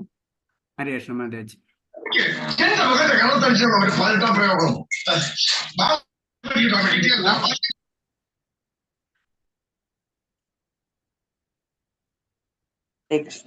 ഹരേ കൃഷ്ണ മാതാജി. Thank you. ഏതേദഭ്യധ്യസൂയന്തോ നാനുതിഷ്ഠന്തി മേ മതം സർവജ്ഞാന വിമൂഢം സ്ഥാൻ വിന്ദി നഷ്ടാന ചേതസഃ. ഹരേ കൃഷ്ണ. അസൂയാലുക്കളായി എന്റെ ഉപദേശങ്ങളെ അവഗണിക്കുകയും അനുസരിക്കാതിരിക്കുകയും ചെയ്യുന്നവരെ ഒട്ടും അറിവില്ലാത്തവരും മൂഢരുമായി കണക്കാക്കണം. പൂർണ്ണത നേടുന്നതിനുള്ള അവരുടെ യത്നങ്ങൾ വിഫലമാക്കപ്പെടുകയും ചെയ്യുന്നു. ഹരേ കൃഷ്ണ. ഹരേ കൃഷ്ണ മാതാജി. അപ്പൊ ഇതിലും ക്ലിയർ ആയിട്ട് ഭഗവാൻ പറഞ്ഞു തരുന്നുണ്ട്. ഇതേപോലെ തന്നെ നമ്മൾ ഇത്രയും കാര്യങ്ങൾ പറഞ്ഞിട്ടും ചില വ്യക്തികളുണ്ട്, അവരോട് എന്ത് പറഞ്ഞാലും മെറ്റീരിയൽ വേൾഡിലായാലും നമ്മൾ ശ്രദ്ധിച്ചാലും അറിയാം, ചില വ്യക്തികളോട് ഇത് ചെയ്യാൻ പറഞ്ഞാൽ അവർ ചെയ്യില്ല. അതിന്റെ റിസൾട്ട് ഇപ്പൊ ചെറിയ കുട്ടികൾ പഠിക്കാൻ പറഞ്ഞാൽ പഠിക്കാത്ത പോലെ അവർക്ക് അതിന്റെ റിസൾട്ട് അതിന്റെ കിട്ടും എന്ന് പറഞ്ഞ പോലെ ഇത്രയും കാര്യങ്ങൾ ഭഗവാൻ ഉപദേശിച്ച് തന്നിട്ടും അതനുസരിക്കാതിരിക്കുകയും അത് അങ്ങനത്തെ ആയ വ്യക്തികൾ അല്ലെങ്കിൽ ആയ കൂട്ടരെ നമ്മൾ അവരെ മൂഢന്മാരായിട്ട് കണക്കാക്കണം. കാരണം അവരെന്ത് ചെയ്താലും അവർക്ക് അതിന്റെ റിസൾട്ട് കിട്ടില്ല. കാരണം ഭഗവാൻ ഇത്രയും കാര്യങ്ങൾ പറഞ്ഞു തന്നിട്ടും അത് ശ്രദ്ധിക്കാണ്ടും ഇപ്പൊ നമുക്ക് അത് നമ്മളെ ഫിസിക്കൽ വേൾഡിൽ അല്ലെങ്കിൽ മെറ്റീരിയൽ വേൾഡിലായിട്ട് ശ്രദ്ധിച്ചാൽ അറിയാം, ചില കാര്യങ്ങൾ നമുക്ക് കറക്റ്റ് ആയിട്ട് പറഞ്ഞു കൊടുക്കും ചിലവർക്ക്. ഇത് ഇങ്ങനെ ചെയ്ത് ഇങ്ങനെ പ്രശ്നങ്ങൾ ഉണ്ടാവും, ഇത് ചെയ്യാ ഇത് എന്നിട്ട് അവർ ചെയ്യില്ല. അപ്പൊ അതിന്റെ പ്രോബ്ലം അവർക്ക് തീർച്ചയായിട്ടും കിട്ടും. ഇതും നമ്മളെ സ്പിരിച്വൽ വേൾഡിലും സെയിം തന്നെയാണ്. ഭഗവാൻ ഇത്രയും കാര്യങ്ങൾ നമുക്ക് പറഞ്ഞു തരണം, ഇങ്ങനെ കാര്യങ്ങൾ ചെയ്യണം. എന്ത് പറയില്ല, നമ്മളെ ഒരേ 1 by 1 പോയിന്റ്സുകളായിട്ട് വേദങ്ങൾ ഇന്ന കാര്യങ്ങൾ പറഞ്ഞിട്ടുണ്ട്, അതനുസരിച്ച് നമ്മൾ ഓരോ കാര്യങ്ങൾ ചെയ്യണം എന്നിങ്ങനെ ഓരോ കാര്യങ്ങൾ ക്ലിയർ ആയിട്ട് പറഞ്ഞു തന്നിട്ടും ചെയ്യാത്ത വ്യക്തികൾക്ക് തീർച്ചയായിട്ടും അതിന്റെ ബലം കിട്ടും. കാരണം അവരൊരിക്കലും ഇതല്ല ചെയ്യണം, അവർ വേറെ എന്തായിരിക്കും ചെയ്യണത്, അവർക്ക് അത് അറിവില്ലായ്മ, അത് അവർ ശ്രദ്ധിക്കാണ്ടാകുമ്പോൾ എന്താ സംഭവിക്കുക, വേറെ എന്തെങ്കിലും അവർ ചെയ്യും. നമുക്ക് അവിടേക്കും നമ്മൾ സിമ്പിൾ ആയിട്ട് പറഞ്ഞെങ്കിൽ നമുക്ക് വേറെ ഒരു സ്ഥലത്തേക്ക് പോകണം, നമ്മൾ പറയും ഒരു വ്യക്തി പറഞ്ഞു തുടങ്ങി ഈ വഴി കൂടെ പോയി ആ സ്ഥലത്ത്, അവരത് കേൾക്കൂല. പക്ഷെ അവർക്ക് അവിടേക്ക് പോകണം, അവർ വേറെ വല്ല വഴി കൂടെ ഒക്കെ തിരിഞ്ഞു പോകും, അവിടെ എത്തൂല. ഇത് തന്നെയാണ് പറയുന്നത്, അവരുടെ പ്രയത്നങ്ങൾ വിഫലമാവുകയും ചെയ്യുന്നു. അവർ വേറെ എവിടെയെങ്കിലും ആരെങ്കിലും കേട്ട അല്ലെങ്കിൽ അവർ സ്വന്തം ഇഷ്ടത്തിനായിരിക്കും പോണത്. സ്വന്തം ഇഷ്ടത്തിന് പോലെ അറിയില്ല, ശരിക്കും അതിന്റെ വഴി കറക്റ്റായിട്ട് ആദ്യം പറഞ്ഞു കൊടുത്ത് ആ വഴി കൂടെ പോവാതെ വേറെ വല്ല വഴി കൂടെ ഒക്കെ പോയി കഴിഞ്ഞാൽ അവർ തീർച്ചയായിട്ടും അവിടെ എത്തില്ല. അത് ക്ലിയർ ആയിട്ട് ഭഗവാൻ പറഞ്ഞു തരുന്നതാണ്. അപ്പൊ നമുക്ക് എല്ലാത്തിനും ഒരു സിസ്റ്റം ഉണ്ട്, ആ സിസ്റ്റത്തിൽ കൂടെ പോയി കഴിഞ്ഞാൽ നമ്മൾ എത്തേണ്ടോടത്ത് എത്തുള്ളൂ എന്നുള്ള രീതിയിലാണ് പറഞ്ഞു തരുന്നത്. ഹരേ കൃഷ്ണ മാതാജി. അടുത്ത ശ്ലോകം. ഹരേ കൃഷ്ണ. അർജുന ഉവാച അദക്കേന പ്രയുക്തോയം പാപം ചരതി പുരുഷഃ അനിച്ഛന്നഭിവാഷ്ണേയ ബലാദിവ നിയോജിതഃ. ഹരേ കൃഷ്ണ. അർജുനൻ പറഞ്ഞു, വാഷ്ണേയ, ഏതിനാലാണ് ഒരാൾ തനിക്കിഷ്ടമില്ലെങ്കിൽ പോലും ബലാത്കാരേണ എന്ന പോലെ പാപം ചെയ്യാൻ പ്രേരിതനാകുന്നത്? ഹരേ കൃഷ്ണ. ഹരേ കൃഷ്ണ. അപ്പൊ ഇത് അർജുനന്റെ ഒരു സംശയമാണ്. നമ്മൾ ഇങ്ങനത്തെ കാര്യങ്ങളൊക്കെ പറയുമ്പോൾ അർജുനൻ ചോദിക്കാണ്, സത്യത്തില് സാധാരണ ഒരു വ്യക്തിക്ക് നമുക്ക് ഒരിക്കലും എന്താ പറയുന്നത് പാപം ചെയ്യാൻ എന്തെങ്കിലും ചെയ്യാൻ നമുക്ക് ഇഷ്ടമല്ല. പക്ഷെ എന്തുകൊണ്ട് അത് ഞാൻ ചെയ്യണം, എന്റെ ഇഷ്ടമില്ലെങ്കിലും ഞാൻ എന്തുകൊണ്ട് ആ പാപങ്ങൾ ചെയ്യണം എന്നുള്ള ക്വസ്റ്റ്യനാണ് അർജുനൻ ചോദിക്കുന്നത്. അതായത് നമുക്ക് ഇഷ്ടമില്ലാത്ത പല കാര്യങ്ങളും നമ്മൾ ചെയ്തു പോകണം, അതിന്റെ കാരണം ഭഗവാനോട് ചോദിക്കണം. അപ്പൊ കർമ്മയോഗത്തിൽ പറയുമ്പോൾ നമ്മളെല്ലാം ഭഗവാനെ സങ്കല്പിച്ച് ചെയ്യണം അങ്ങനെ ഇങ്ങനെ എന്നൊക്കെ പറയുന്നുണ്ടെങ്കിലും ചില സമയത്ത് നമ്മൾ ചെയ്തു പോകുന്നുണ്ട്. അതിന്റെ കാരണം അത് ബലാത്കാരമാണ്, നമുക്ക് ഇഷ്ടമല്ല, പക്ഷെ എന്നാലും നമ്മളെ കൊണ്ട് അത് ആ പാപങ്ങൾ ചെയ്യിപ്പിക്കണം. അതിന്റെ കാരണമാണ് ഭഗവാനോട് അർജുനൻ ചോദിക്കുന്നത്. ഹരേ കൃഷ്ണ. അപ്പൊ അടുത്ത ആൻസറിൽ കിട്ടും നമുക്ക്. ഭഗവാൻ പറയണതാണ്. ഭഗവാൻ ഉവാച. മാതാജി ഹരേ കൃഷ്ണ. ഹരേ കൃഷ്ണ. ശ്രീ ഭഗവാനുവാച കാമ ഏഷ ക്രോധ ഏഷഃ രജോ ഗുണസമുദ്ഭവഃ മഹാശനോ മഹാപാപം വിദ്യേനമിഹ വൈരിണം. ഹരേ കൃഷ്ണ. ശ്രീ ഭഗവാൻ പറഞ്ഞു, അല്ലയോ അർജുന, രജോ ഗുണവുമായുള്ള സമ്പർക്കത്തിൽ നിന്നുണ്ടായതും പിന്നീട് ക്രോധമായി തീരുന്നതുമായ കാമമാണ് ഇങ്ങനെ പ്രേരിപ്പിക്കുന്നത്. എല്ലാം നശിപ്പിക്കുന്ന ഈ മഹാപാപമാണ് ഇഹലോകത്തിലെ ശത്രു. ഹരേ കൃഷ്ണ. ഹരേ കൃഷ്ണ. അപ്പം എന്തുകൊണ്ട് പാപം ചെയ്യുന്നുള്ള അർജുനന്റെ ചോദ്യത്തിന്റെ ഉത്തരമാണ് ഈ ശ്ലോകത്തിൽ ഭഗവാൻ പറഞ്ഞു കൊടുക്കുന്നത്. ഭഗവാൻ പറയണമെന്ന് വെച്ച് കഴിഞ്ഞാൽ അതിന്റെ കാരണം എന്ന് വെച്ച് കഴിഞ്ഞാൽ ഈ ലോകം, അതായത് ഈ ഫിസിക്കൽ വേൾഡ്, മെറ്റീരിയൽ വേൾഡ് അങ്ങനത്തെയാണ്. അതിൽ പെട്ട് കഴിഞ്ഞു കഴിഞ്ഞാൽ തീർച്ചയായിട്ടും അവന് എന്തുണ്ടാവും, അവന് കാമം ഉണ്ടാവും, അവന് ആഗ്രഹങ്ങൾ പലതും വരും. അതിനനുസരിച്ച് അത് കിട്ടാണ്ട് അവന് ക്രോധം വരും. അപ്പൊ ആ ക്രോധം എന്തായിരിക്കും, അത് ഈ ലോകത്തിനെ നശിപ്പിച്ച് കളയും. അതെന്ന് പറയാം. അപ്പൊ ഈ ലോകത്തിന്റെ പ്രത്യേകത, ഈ ലോകം അങ്ങനെ നിർമ്മിച്ചു വെച്ചിട്ടുള്ളൂ. ഇതിൽ പെട്ട് കഴിഞ്ഞു കഴിഞ്ഞാൽ നമുക്ക് ആഗ്രഹങ്ങൾ, നമുക്കറിയാം ഇപ്പൊ ആഗ്രഹങ്ങൾ എന്ന് പറഞ്ഞു കഴിഞ്ഞാൽ കാട്ടുതീ പോലെയാണ്. അത് ഒരെണ്ണം കഴിയുമ്പോഴേക്കും അടുത്ത് തുടങ്ങും.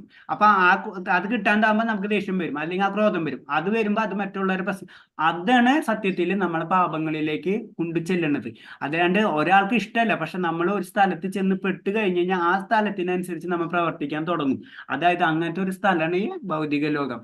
ആ ഭൗതിക ലോകത്തിൽ ചെല്ലുമ്പോൾ നമുക്ക് ആഗ്രഹങ്ങൾ കൂടും. ആഗ്രഹങ്ങൾ കൂടിക്കഴിഞ്ഞാൽ എന്താ പ്രശ്നം, അത് കിട്ടാതാവുമ്പോൾ നമുക്ക് ക്രോധം വരും. ക്രോധം വന്നു കഴിഞ്ഞാൽ അതോടുകൂടി എല്ലാ പാപങ്ങളും ആ വ്യക്തി ചെയ്തിരിക്കും. അതാണ് ഭഗവാൻ ഈ ശ്ലോകത്തിൽ കൂടെ പറഞ്ഞു തരുന്നത്. ഹരേ കൃഷ്ണ മാതാജി. നെക്സ്റ്റ്.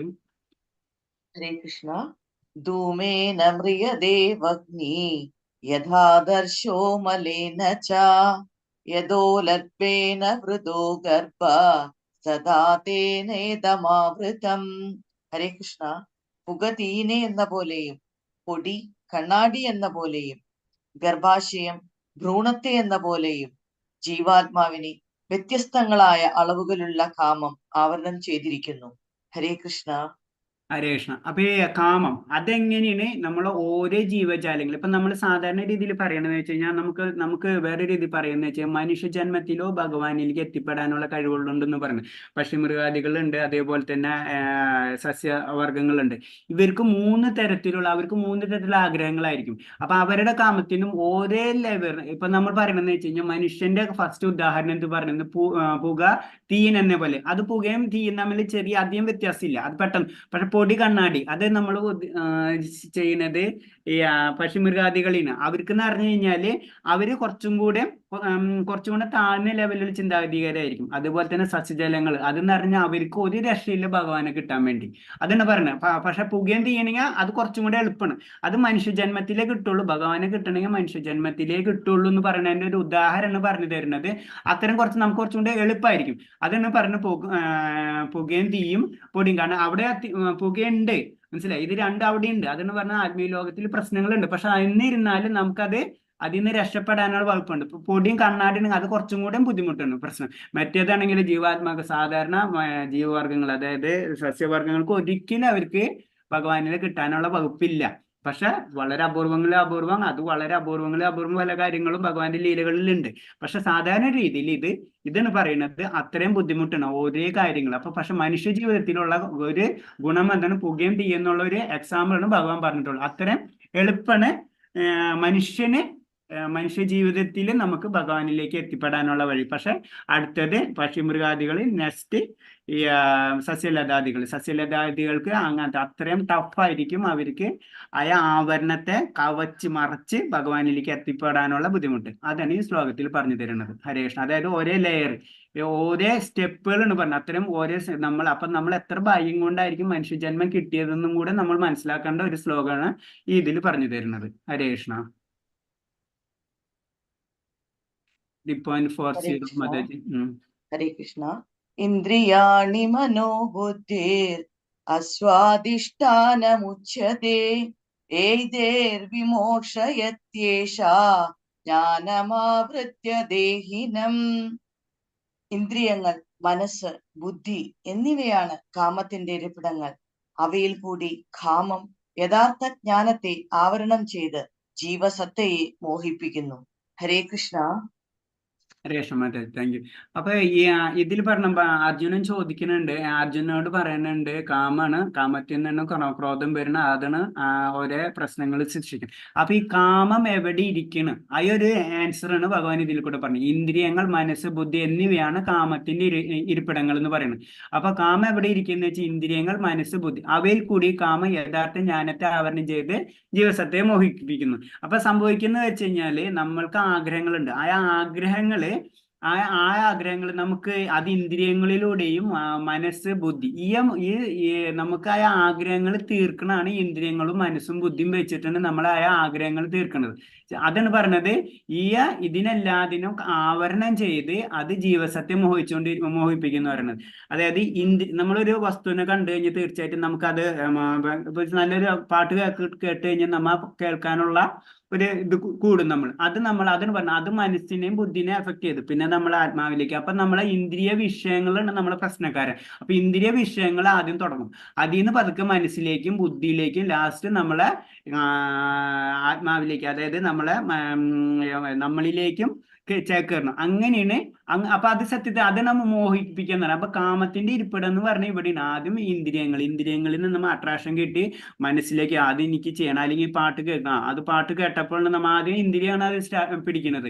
പിന്നീട് നമുക്ക് അത് എവിടെയായിരിക്കും, അപ്പൊ അത് മനസ്സിൽ ചിന്തിച്ചു തുടങ്ങി. പിന്നെ അത് എവിടെയായിരിക്കും, അത് എവിടെ നിന്ന് കേൾക്കാൻ വേണ്ടി നമ്മൾ അതിനനുസരിച്ച് വർക്ക് ചെയ്യും. അപ്പൊ ബുദ്ധി വർക്ക് ചെയ്യണം. പിന്നെ നമ്മൾ അപ്പൊ അതെന്ന് പറഞ്ഞത് കാമം അതിലേക്ക് പതുക്കെ ഇവരൊക്കെ ചുറ്റിത്തിരിച്ച് നമ്മൾ അതിലേക്ക് കൊണ്ടുപോകണം. അപ്പൊ അവിടേക്ക് അത് നെഗറ്റീവ് ആണെങ്കിലും പോസിറ്റീവ് ആണെങ്കിലും. അപ്പൊ നെഗറ്റീവ് ആണെങ്കിൽ നമ്മൾ നെഗറ്റീവിലേക്ക് പോകും. അപ്പൊ എന്താ ചെയ്യേണ്ടതെന്ന് വെച്ച് കഴിഞ്ഞാൽ അതിനനുസരിച്ച് നമ്മൾ പ്രവർത്തിക്കും. അപ്പൊ അവിടെ ഓട്ടോമാറ്റിക് ആയിട്ട് നമ്മളെ പാപം കയറി വരും. അങ്ങനെയാണ് നമ്മൾ അതിനും ബലഷ്ഠമായിട്ട് പാപം ചെയ്യണതിന്റെ കാര്യങ്ങൾ. അപ്പൊ ഇന്ദ്രിയങ്ങൾ, അപ്പൊ ഈ ലാസ്റ്റ് നമ്മൾ ഭഗവാൻ ലാസ്റ്റ് പല ശ്ലോകങ്ങളിൽ പിന്നെ ഇന്ദ്രിയങ്ങളെ നിയന്ത്രിക്കേണ്ട കാര്യങ്ങളും മനസ്സിനെ നിയന്ത്രിക്കേണ്ട കാര്യങ്ങളും ബുദ്ധിനെ നിയന്ത്രിക്കേണ്ട കാര്യങ്ങൾ. കാരണം അൾട്ടിമേറ്റ് ആത്മാവാണ് ഇതിന്റെ എല്ലാവരും കൺട്രോളർ. പക്ഷെ തിരിച്ചാണ് സംഭവിക്കുന്നത്. ഇന്ദ്രിയങ്ങളാണ് ലാസ്റ്റ് ആത്മാവിനെ നിയന്ത്രിക്കുന്ന ഒരു അവസ്ഥയിലേക്ക് പോകും. അതിന് ഡേഞ്ചർ. ആ കാരണം കൊണ്ടാണ് നമ്മൾ അർജുനൻ ചോദിക്കേണ്ട ഉത്തരങ്ങളാണത്. അങ്ങനെയാണ് നമ്മൾ പാപങ്ങൾക്ക് ചെയ്യാൻ കാരണം. അപ്പൊ അൾട്ടിമേറ്റ് നമ്മൾ എന്താ ചെയ്യേണ്ടത്, നമ്മൾ ഇന്ദ്രിയങ്ങളെ നിയന്ത്രിച്ചു കഴിഞ്ഞാലോ നമുക്ക് പാപം ചെയ്യാതിരിക്കാൻ പറ്റുള്ളൂ എന്ന് പറഞ്ഞു. അപ്പൊ ഇന്ദ്രിയങ്ങളെ നിയന്ത്രിക്കാൻ എളുപ്പമല്ല. അതാണ് ഭക്തിയോഗത്തിലേക്ക് വരുന്നത്. ഭക്തിയോഗം വരുമ്പോൾ അത് സെക്കൻഡ് ലെവൽ വരും. ഭക്തിയോഗത്തിൽ കൂടിയാണ് നമ്മൾ ഇന്ദ്രിയങ്ങളെ നിയന്ത്രിക്കേണ്ട കാര്യങ്ങളൊക്കെ ഭഗവാൻ പറഞ്ഞു തരുന്നുണ്ട്. ഇപ്പൊ ഇതിങ്ങനെ ഒരു സബ്ജക്റ്റ് ഉണ്ടെന്ന് മനസ്സിലാക്കുക. അതായത് നമ്മളെ കാമങ്ങൾ മുഴുവനും കൂടിയിരിക്കുന്നത് ഇന്ദ്രിയങ്ങൾ, മനസ്സ്, ബുദ്ധി എന്നിവയിൽ കൂടെയാണ്. ഹരേ കൃഷ്ണ മാതാജി. നെക്സ്റ്റ്. ഹരേ കൃഷ്ണ. തസ്മാത് ഇന്ദ്രിയാണദ്യോ നിയമ്യ ഭരതർഷഭ പാപ്മാനം പ്രജഹീഹേന്യം ജ്ഞാനവിജ്ഞാനനാശനം. അതുകൊണ്ട് ഭരതർഷഭ, ആദ്യമായി തന്നെ ഇന്ദ്രിയങ്ങളെ നിയന്ത്രിച്ച് ഈ ഭാവമുദ്രയായ കാമത്തെ മുരടിപ്പിക്കുക. ജ്ഞാനത്തെയും ആത്മസാക്ഷാത്കാരത്തെയും ഇല്ലാതാക്കുന്ന ഈ കാമത്തെ നശിപ്പിക്കുക. ഹരേ കൃഷ്ണ. ഹരേ കൃഷ്ണ മാതാജി. Thank you. അപ്പൊ അദ്ദേഹത്തിന് ഞാൻ കുറച്ച് നേരത്തെ പറഞ്ഞ പോലെ തന്നെ അൾട്ടിമേറ്റ് ഇതിന്റെ പ്രോബ്ലം എവിടെ നിന്ന് തുടങ്ങുന്നത് വെച്ചാൽ ഇന്ദ്രിയങ്ങളിൽ നിന്ന് നമ്മൾ ഓരോ പ്രശ്നം നമ്മൾ കണ്ണുകൊണ്ട് കാര്യങ്ങൾ കാണുമ്പോൾ നമുക്ക് അതിലേക്ക് എത്തപ്പെടാനും ഒക്കെ നമ്മൾ ശ്രമിച്ചുകൊണ്ടിരിക്കും. അപ്പൊ അതിനെ നിയന്ത്രിക്കാനാണ് ഫസ്റ്റ് പറഞ്ഞത്. അപ്പൊ അങ്ങനെ നിയന്ത്രിച്ചാലേ കാമത്തെ നിയന്ത്രിക്കാൻ പറ്റുള്ളൂ. കാമത്തെ നിയന്ത്രിച്ചാൽ നമുക്ക് ക്രോധത്തെ നിയന്ത്രിക്കാൻ പറ്റുള്ളൂ. ക്രോധമാണ് ഈ ലോകത്തിലെ ശത്രു എന്ന് ക്ലിയർ ആയിട്ട് ഭഗവാൻ പല ശ്ലോകത്തിലൂടെ പറഞ്ഞു തരുന്നുണ്ട്. അപ്പൊ അങ്ങനെ നിയന്ത്രിച്ചു കഴിഞ്ഞാൽ നമ്മൾ ആത്മസാക്ഷാത്കാരം എന്നുള്ള ഒരു പോയിന്റിലേക്ക് ഉയരാനേ ശ്രമിക്കുക. അങ്ങനെ അത്രയെങ്കിലും ചെയ്താൽ അത് ഇതിന്റെ നമ്മൾ പറയില്ല, അതിന്റെ ഫസ്റ്റ് സ്റ്റെപ്പ്, ഇനീഷ്യൽ സ്റ്റെപ്പ് മാത്രമാണ് അത്. അതിലേക്ക് പതുക്കെ കയറണമെങ്കിൽ ഇങ്ങനത്തെ കാര്യം ആദ്യം ഇന്ദ്രിയങ്ങളെ കൺട്രോൾ ചെയ്ത് കൊണ്ടുവരണം. അങ്ങനെ ഇന്ദ്രിയങ്ങളെ കൺട്രോൾ ചെയ്ത് കൊണ്ടുവന്നാലേ നമ്മളെ കാമത്തെ നശിപ്പിക്കാൻ പറ്റുള്ളൂ. കാമത്തെ നശിപ്പിച്ചാലോ നമ്മള് ജ്ഞാനവും ആത്മസാക്ഷാത്കാരവും കിട്ടുള്ളൂ. അല്ലെങ്കിൽ ജ്ഞാനത്തെ ആത്മസാക്ഷാത്കാരത്തെ ഇല്ലാതാക്കുന്നതാണ് ഈ കാമം. അല്ലെങ്കിൽ ആ കാമത്തെ നശിച്ചാലോ നമുക്ക് ഈ ജ്ഞാനവും ആത്മസാക്ഷാത്കാരവും കിട്ടുകയുള്ളൂ എന്നാണ് ഭഗവാൻ ഇതിൽ പറഞ്ഞു. അതിനിപ്പോ ഇതിന് നമ്മളെ പ്രഭുപാദന്റെ ഒരു ഫോട്ടോഗ്രാഫിയിൽ ഒരു ക്ലിയർ ആയിട്ട് പറഞ്ഞു വെച്ചിട്ടുണ്ട്. അതിൽ ജസ്റ്റ് ഒരു ജപമാല കാണിച്ചിട്ടുണ്ട്. അപ്പൊ കാമത്തെ മുരടിപ്പിക്കാനുള്ള അതിന്റെ ഒരു ചെറിയൊരു പ്രക്രിയയാണ് ഈ ജപം. അതായത് ഭഗവാനിലേക്ക് എത്താനുള്ള ഹരനാമ കീർത്തനങ്ങളും കാര്യങ്ങളും. അതായത് നമ്മളെ ആഗ്രഹങ്ങളെ, കാമത്തെ നമ്മൾ കൺട്രോൾ ചെയ്യാനുള്ള പല സ്റ്റെപ്പുകളുണ്ട്. അതിലൊരു ഇനീഷ്യൽ ആയിട്ടുള്ള ഒരു സ്റ്റെപ്പാണ് ഇത് ഫോട്ടോഗ്രാഫിൽ കാണുമ്പോൾ നിങ്ങൾക്ക് മനസ്സിലാക്കാം. അതാണ് ആ ഫോട്ടോഗ്രാഫിൽ അതിൽ എൻക്ലോസ് ചെയ്തിട്ടുള്ളത്. ഹരേ കൃഷ്ണ മാതാജി. നെക്സ്റ്റ് ശ്ലോകം വായിക്കാം. ഹരേ കൃഷ്ണ. ഇന്ദ്രിയാണി പരാണ്യാഹു ഇന്ദ്രിയേഭ്യ പരം മനഃ മനസ്തസ്തു പരാ ബുദ്ധിർ യോ ബുദ്ധേ പരസ്തദൂസ. ഹരേ കൃഷ്ണ. ജഡപദാർത്ഥങ്ങളെക്കാൾ ഉത്കൃഷ്ടങ്ങളാണ് കർമ്മേന്ദ്രിയങ്ങൾ. മനസ്സ് ഇന്ദ്രിയങ്ങളെക്കാൾ ശ്രേഷ്ഠമാണ്. ബുദ്ധി മനസ്സിനെയും കടന്നു നിൽക്കുന്നു. ആത്മാവ് ബുദ്ധിയേക്കാൾ ഉന്നതനാണ്. ഹരേ കൃഷ്ണ. രേഷ്മ, അതെ, താങ്ക് യു. അപ്പൊ ഇതിൽ ജസ്റ്റ് ഒന്ന് നോക്കി കഴിഞ്ഞാൽ ഫോട്ടോഗ്രാഫിൽ നമ്മൾ ശ്രദ്ധിച്ചു കഴിഞ്ഞാൽ അറിയാം. ഓരോ കുതിരകളെ കാണിച്ചിട്ടുണ്ട്. അതിൽ കണ്ണ്, മൂക്ക്, അങ്ങനെ ഓരോ ഇന്ദ്രിയങ്ങളാണ് കാണിച്ചിട്ടുണ്ട്. ഈ ഇന്ദ്രിയങ്ങളെ കൺട്രോൾ ചെയ്യണുണ്ട്. ഈ ഇന്ദ്രിയങ്ങൾ ചെയ്യുമ്പോൾ നമ്മൾ ശരിക്കും ഇവിടെ ഈ ആത്മാവിന്റെ ഒരു പൊസിഷൻ, അതിന്റെ ഫേസ് നോക്കിയാലും വളരെ പേടിച്ചിട്ടായിരിക്കുന്നത്. കാരണം ഈ സത്യത്തിൽ നമ്മൾ ഇപ്പൊ അൾട്ടിമേറ്റ് നടക്കുന്ന വെച്ചാൽ ഈ ഇന്ദ്രിയങ്ങളാണ് ആത്മാവിനെ കൺട്രോൾ ചെയ്യുന്നത്. അപ്പൊ ഇന്ദ്രിയങ്ങളെ കൺട്രോൾ ചെയ്ത് കഴിഞ്ഞ് ഇന്ദ്രിയങ്ങൾ ആത്മാവിനെ കൺട്രോൾ ചെയ്യുന്ന ആത്മാവ് അതിന് ബലാത്കാരമായി ഇന്ദ്രിയങ്ങൾ വലിച്ചുകൊണ്ട് പോകുന്നുള്ള ഒരു ഫോട്ടോഗ്രാഫാണ് ഇത് കാണിച്ചത്. അപ്പൊ അത് വളരെ ബുദ്ധിമുട്ടാണെന്നാണ് ഇതിൽ പറഞ്ഞ ഈ ശ്ലോകത്തിൽ പറയുന്നത്. പക്ഷെ സത്യം പറഞ്ഞു കഴിഞ്ഞാൽ എന്താണ്, ആത്മാവാണ് ഏറ്റവും ടോപ്പ് പൊസിഷൻ. ആത്മാവിന്റെ ശേഷമാണ് നെക്സ്റ്റ് വരുന്നത് ബുദ്ധി, അത് കഴിഞ്ഞിട്ട് മനസ്സ്, അത് കഴിഞ്ഞിട്ട് ഇന്ദ്രിയങ്ങൾ, പഞ്ചേന്ദ്രിയങ്ങൾ, ബാക്കിയുള്ള ഇന്ദ്രിയങ്ങൾ ഏതാണെങ്കിലും. അപ്പൊ ഇതിൽ ഫസ്റ്റ് വരുന്നത് നമ്മുടെ ആത്മാവ്, ബുദ്ധി, മനസ്സ്, ഇന്ദ്രിയങ്ങൾ, ഇങ്ങനെയാണ് ഇതിൽ വരുന്നത്. അപ്പൊ ഇതിനെ നമ്മള് എത്ര നാളെ കൺട്രോൾ ചെയ്തെടുത്താലോ, അതായത് ശരിക്കും ചെയ്യേണ്ടത് ശരിക്കണം. നമ്മൾ ആത്മാവാണ് ഇതിനെല്ലാത്തിനും കൺട്രോൾ ചെയ്ത് കൊണ്ടുവരേണ്ടത്. പക്ഷെ ഇപ്പൊ നടക്കണമെന്ന് വെച്ച് കഴിഞ്ഞാൽ ഇന്ദ്രിയങ്ങളാണ് ആത്മാവിനെ കൊണ്ടിച്ചെല്ലുന്നത്. അപ്പൊ ഇതാണ് ഭഗവാൻ പറയുന്നത്. സത്യത്തിൽ പറഞ്ഞ ഇത് കർമ്മേന്ദ്രിയം, മനസ്സ് ഇന്ദ്രിയങ്ങൾക്ക് ശ്രേഷ്ഠമാണ്. മനസ്സെന്ന് പറഞ്ഞത് ഇന്ദ്രിയങ്ങളിനേക്കാളും നല്ലതെന്ന് അറിയാം, പക്ഷെ തിരിച്ചാണ് സംഭവം. അതുപോലെ ബുദ്ധി മനസ്സിനേക്കാളും കടന്നു നിൽക്കുന്നു, ആത്മാവ് ബുദ്ധിനേക്കാളും ഉന്നതാണ്. പക്ഷെ ഇപ്പൊ പ്രാക്ടിക്കലായിട്ട് ഇവിടെ നടക്കണമെന്ന് വെച്ച് കഴിഞ്ഞാൽ തിരിച്ചാണ്. നമ്മൾ ചിന്തിക്കണം, നമുക്ക് ഒരു കാര്യം ഇഷ്ടപ്പെട്ട് അതിനു വേണ്ടി നമ്മൾ ഓടണം. അപ്പൊ ഇന്ദ്രിയങ്ങളുടെ കൺട്രോളിലാണ് നമ്മൾ നടക്കുന്നത്. നമ്മൾ ശരിക്കും നടക്കുന്നത്, നമ്മൾ ആ സമയത്ത് നമ്മൾ ചിന്തിക്കണം അതെനിക്ക് വേണ്ട, അല്ലെങ്കിൽ അതെനിക്ക് വേണം, എന്ത് തന്നെയായാലും അതൊരു കൺട്രോള് മനസ്സിലേക്ക് വന്നു കഴിഞ്ഞാൽ മനസ്സ് പിന്നെ അതിനനുസരിച്ച് ബുദ്ധി പ്രവർത്തിക്കുകയും ബുദ്ധിക്ക് അനുസരിച്ച് പിന്നെ ആത്മാവിനനുസരിച്ച് ചിന്താഗതി വരികയും ചെയ്യുന്നതാണ് ഈ ശ്ലോകത്തിലൂടെ ഭഗവാൻ പറഞ്ഞു തരുന്നത്. ഹരേ കൃഷ്ണ മാതാജി. അപ്പൊ നമ്മളെ ടൈമിംഗ് ക്ലോസ് ആവാറായി, നമുക്ക് കൺക്ലൂഡ് ചെയ്യാം. എന്തെങ്കിലും ഡൗട്ട് ഉണ്ടെങ്കിൽ ചോദിക്കാം. ഹരേ കൃഷ്ണ. ഒരു 5 മിനിറ്റ് ഉണ്ട്. ഇതിൽ എന്തെങ്കിലും ഡൗട്ട് ഉണ്ടെങ്കിൽ ഒന്ന് ആരെങ്കിലും ഹാൻഡ് റൈസ് ചെയ്തിട്ട് നമുക്ക് എന്നെ കൊണ്ട് പറയാൻ പറ്റുന്ന ആൻസേഴ്സ് ഉണ്ടെങ്കിൽ ഞാൻ പറഞ്ഞു തരാം. ഹരേ കൃഷ്ണ.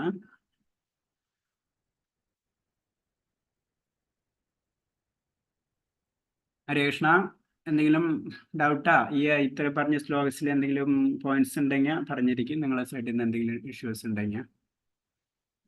അതായത് നമ്മളെ കർമ്മയോഗം എന്ന് പറയുന്നത് ഇത്രയും ചിന്തിച്ചാൽ മതി. 3rd ചാപ്റ്ററിൽ കർമ്മയോഗം എന്ന് പറയുന്നത് നമ്മളെ കർമ്മ പ്ലസ് യോഗം, ആ ഒരു കൺസെപ്റ്റ് ചിന്തിച്ചാൽ മതി. അപ്പൊ നമ്മളെ 3ാമത്തെ ചാപ്റ്ററിൽ അതാണ് നമ്മളെ കർമ്മം, യോഗം എന്ന് പറഞ്ഞാൽ കണക്ട് ടു ഗോഡ്. അപ്പൊ നമ്മളെ കർമ്മങ്ങൾ എപ്പോഴും ഭഗവാനായിട്ട് കണക്ട് ചെയ്തിരിക്കണം. ആ ഒരു പോയിന്റാണ് ഈ കർമ്മയോഗത്തിൽ പറഞ്ഞു തരുന്നത്. അതാണ് ഇതിന്റെ ഒരു കൺക്ലൂഷൻ വരുന്നത്. അപ്പൊ അങ്ങനെ ചെയ്യണമെങ്കിൽ അതിൽ കുറെ സ്റ്റെപ്പുകളുണ്ട്. അപ്പൊ ലാസ്റ്റ് വരുന്നത് ഇന്ദ്രിയങ്ങൾ, മനസ്സ്. ഇപ്പൊ നമ്മൾ സാധാരണ രീതിയിൽ നമ്മളെ എല്ലാവരും ചിന്താഗതി എന്ന് പറഞ്ഞാൽ മനസ്സും ബുദ്ധിയും ഇതൊക്കെ അല്ലാതെ ഒന്നൊന്നാണ്. പക്ഷെ ഇതൊന്നല്ല, ഇത് പലതുമാണ്. അതിന് ഓരോന്നിനെ സ്റ്റെപ്പായി കൺട്രോൾ ചെയ്താലേ ലാസ്റ്റ് ആത്മാവിന്റെ പോയിന്റിലേക്ക് എത്തുള്ളൂ. അതിന് ലാസ്റ്റ് കൊണ്ട് നിർത്തുന്ന പോയിന്റ്. ഹരേ കൃഷ്ണ. എന്തെങ്കിലും ഉണ്ടെങ്കിൽ ഒന്ന് പറയാം, പോയിന്റ്സുകൾ ഉണ്ടെങ്കിൽ, അല്ലെങ്കിൽ എന്തെങ്കിലും ഡൗട്ട് ഉണ്ടെങ്കിൽ. ഹരേ കൃഷ്ണ. ഹരേ കൃഷ്ണ പ്രഭുജി. മാതാജി പറയും. മാതാജി. പ്രഭുജി, 13ാമത്തെ ശ്ലോകം ഒന്നുകൂടെ പറയാവോ? 13. 1 സെക്കൻഡ്.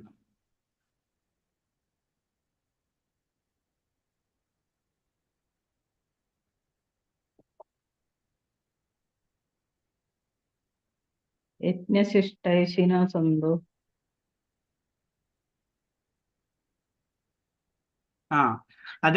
ഈ ശ്ലോകം എന്ന് പറയണെന്ന് വെച്ച് കഴിഞ്ഞാൽ യജ്ഞത്തിൽ നിവേദിക്കപ്പെടുന്ന അന്നം ഭക്ഷിക്കുന്നത് കൊണ്ട് ഭഗവത് ഭക്തന്മാരിന്. അപ്പൊ നമ്മളെപ്പോഴും അത് ശ്രദ്ധിക്കണം. ഭക്തന്മാരെ കാര്യം എപ്പോഴും ഭഗവാൻ പറയാം, അല്ല സാധാരണക്കാരെ വ്യക്തികളല്ല. അപ്പൊ നമ്മള് ഭക്തൻ എന്ന് പറയുമ്പോൾ അതിന് പല തലങ്ങളുണ്ട്, പല മീനിങ് ഉണ്ട്. അപ്പൊ അതില് അന്നം ഭക്ഷിക്കുന്നുണ്ട്. അപ്പൊ യജ്ഞത്തിൽ നമ്മൾ ഭഗവാനെ സമർപ്പിച്ചിട്ട് നമ്മൾ അതിന്റെ നിവേദ്യം നമ്മൾ സമർപ്പിച്ചതിന് ശേഷം നമ്മൾ ആ ഭക്ഷണം കഴിക്കണമെന്ന് വെച്ചാൽ, അതായത് പ്രസാദത്തിന്റെ ഇമ്പോർട്ടൻസ് ആണ് ഈ ഭഗവാൻ ഈ ശ്ലോകത്തിൽ കൂടെ പറഞ്ഞു തരുന്നത്. അതിന് സ്വയം ആസ്വദിക്കാൻ വേണ്ടി മാത്രം ഭക്ഷണം ഉണ്ടാക്കുന്നവർ പാപത്തെ അനുഭവിക്കും. കാരണം അതിന് പല ജന്മജന്മാന്തരമായിട്ട് പല കണക്ഷൻസും നമ്മൾ നമ്മൾ ചെറുപ്പകാലത്തിൽ പറഞ്ഞു കേട്ടിട്ടുണ്ടാവും. ഒരു നുള്ള് വറ്റ് അല്ലെങ്കിൽ ഒരു നുള്ള് ചോറിന് പല കണക്കുകൾ, അത് എടുത്ത് കളഞ്ഞു കഴിഞ്ഞാലും പറയാം അത് എടുത്ത് കളയല്ല, അങ്ങനെ പണ്ട് ഞാൻ പഠിച്ചിട്ടുണ്ട്. അപ്പൊ അത്രയും ബാക്കിലേക്ക്, അതായത് ആ ഒരു അന്നം ഉണ്ടാവണമെങ്കിൽ അതിന് പല ലിങ്കുകളുണ്ട്. അത് നെഗറ്റീവ് ഉണ്ടാവും, പോസിറ്റീവ് ഉണ്ടാവും. ഇതെല്ലാം കളഞ്ഞു തരുന്നത് ഭഗവാന് പൂജിച്ച് ഭഗവാൻ കഴിച്ചു കഴിഞ്ഞാൽ ഭഗവാൻ ആ പ്രസാദം കഴിക്കും. നമ്മ പ്രസാദം നിവേദിക്കുന്ന തന്നെയാണ് ഭഗവാൻ കഴിക്കുന്നുള്ള, ഭഗവാൻ കഴിച്ചിട്ടുള്ള. അപ്പൊ ഭഗവാൻ കഴിച്ചു കഴിഞ്ഞാൽ അത് പ്യൂരിഫൈ ആയി കഴിഞ്ഞു. അതിൽ പാപമില്ല, പുണ്യമില്ല, ഒന്നുമില്ല. ആ ഭക്ഷണം നമ്മൾ കഴിക്കേണ്ടതെന്നാണ് ഈ ശ്ലോകത്തിലൂടെ ഭഗവാൻ പറഞ്ഞു തരുന്നത്. അപ്പൊ അത് കഴിക്കാത്തവൻ എന്ന് വെച്ചാൽ തീർച്ചയായിട്ടും പുണ്യവും കിട്ടും, പാപവും കിട്ടും. പുണ്യം അതിലുണ്ടാവില്ല, കാരണം അവൻ ഏതൊരു അത്രയും ബുദ്ധിമുട്ടുണ്ട് അതിലേക്ക്, ആ പോയിന്റിലേക്ക് എത്തുന്നത്. അതിന് പാപത്തെ ഭുജിക്കുന്നു പറഞ്ഞു തരുന്നത്. മാതാജി ഹരേ കൃഷ്ണ, ക്ലിയർ ആയോ മാതാജി? ഹരേ കൃഷ്ണ പ്രഭുജി, താങ്ക് യു പ്രഭുജി. ഹരേ കൃഷ്ണ, ഹരേ കൃഷ്ണ.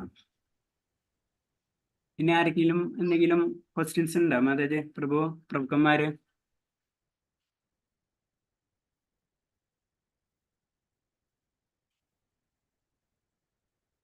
ഹരേ കൃഷ്ണ മാതാജി. അപ്പൊ ഇനി നമുക്കൊന്ന് കൺക്ലൂഡ് ചെയ്യാം. നമുക്ക് പഞ്ചകൽപ്പത ചൊല്ലിട്ട് അടുത്ത ക്ലാസ്സിൽ. ഓക്കെ പ്രഭുജി. ഹരേ കൃഷ്ണ. ഹരേ കൃഷ്ണ. പഞ്ചകൽപ്പതരൂപേച്ച കൃപാസിന്ധേഭ്യച്ച പതിനാം പാവനേഭ്യോ വൈഷ്ണവേഭ്യോ നമോ നമഃ. ഹരേ കൃഷ്ണ, ഹരേ കൃഷ്ണ, കൃഷ്ണ കൃഷ്ണ ഹരേ ഹരേ, ഹരേ രാമ രാമ രാമ ഹരേ ഹരേ. എല്ലാവരും ഒന്ന് ഹരേ കൃഷ്ണ മന്ത്രം ഒന്ന് പറയാം. ഹരേ കൃഷ്ണ പ്രഭുജി. ഹരേ കൃഷ്ണ, ഹരേ കൃഷ്ണ, ഹരേ കൃഷ്ണ പറയാം. ഹരേ കൃഷ്ണ, ഹരേ രാമ ഹരേ രാമ, രാമ ഹരേ ഹരേ, ഹരേ കൃഷ്ണ, കൃഷ്ണ ഹരേ ഹരേ, ഹരേ രാമ രാമ, രാമ ഹരേ ഹരേ, ഹരേ കൃഷ്ണ, കൃഷ്ണ ഹരേ ഹരേ, ഹരേ രാമ രാമ, ഹരേ ഹരേ, ഹരേ കൃഷ്ണ. ശരി ശരി, thank you. Hare Krishna. Close ചെയ്യല്ലേ മാതാജി? താങ്ക് യു പ്രഭുജി. ഹരേ കൃഷ്ണ. ഓക്കെ പ്രഭുജി. ഹരേ കൃഷ്ണ. താങ്ക് യു പ്രഭുജി. ഹരേ കൃഷ്ണ മാതാജി. Thank you. ഹരേ കൃഷ്ണ.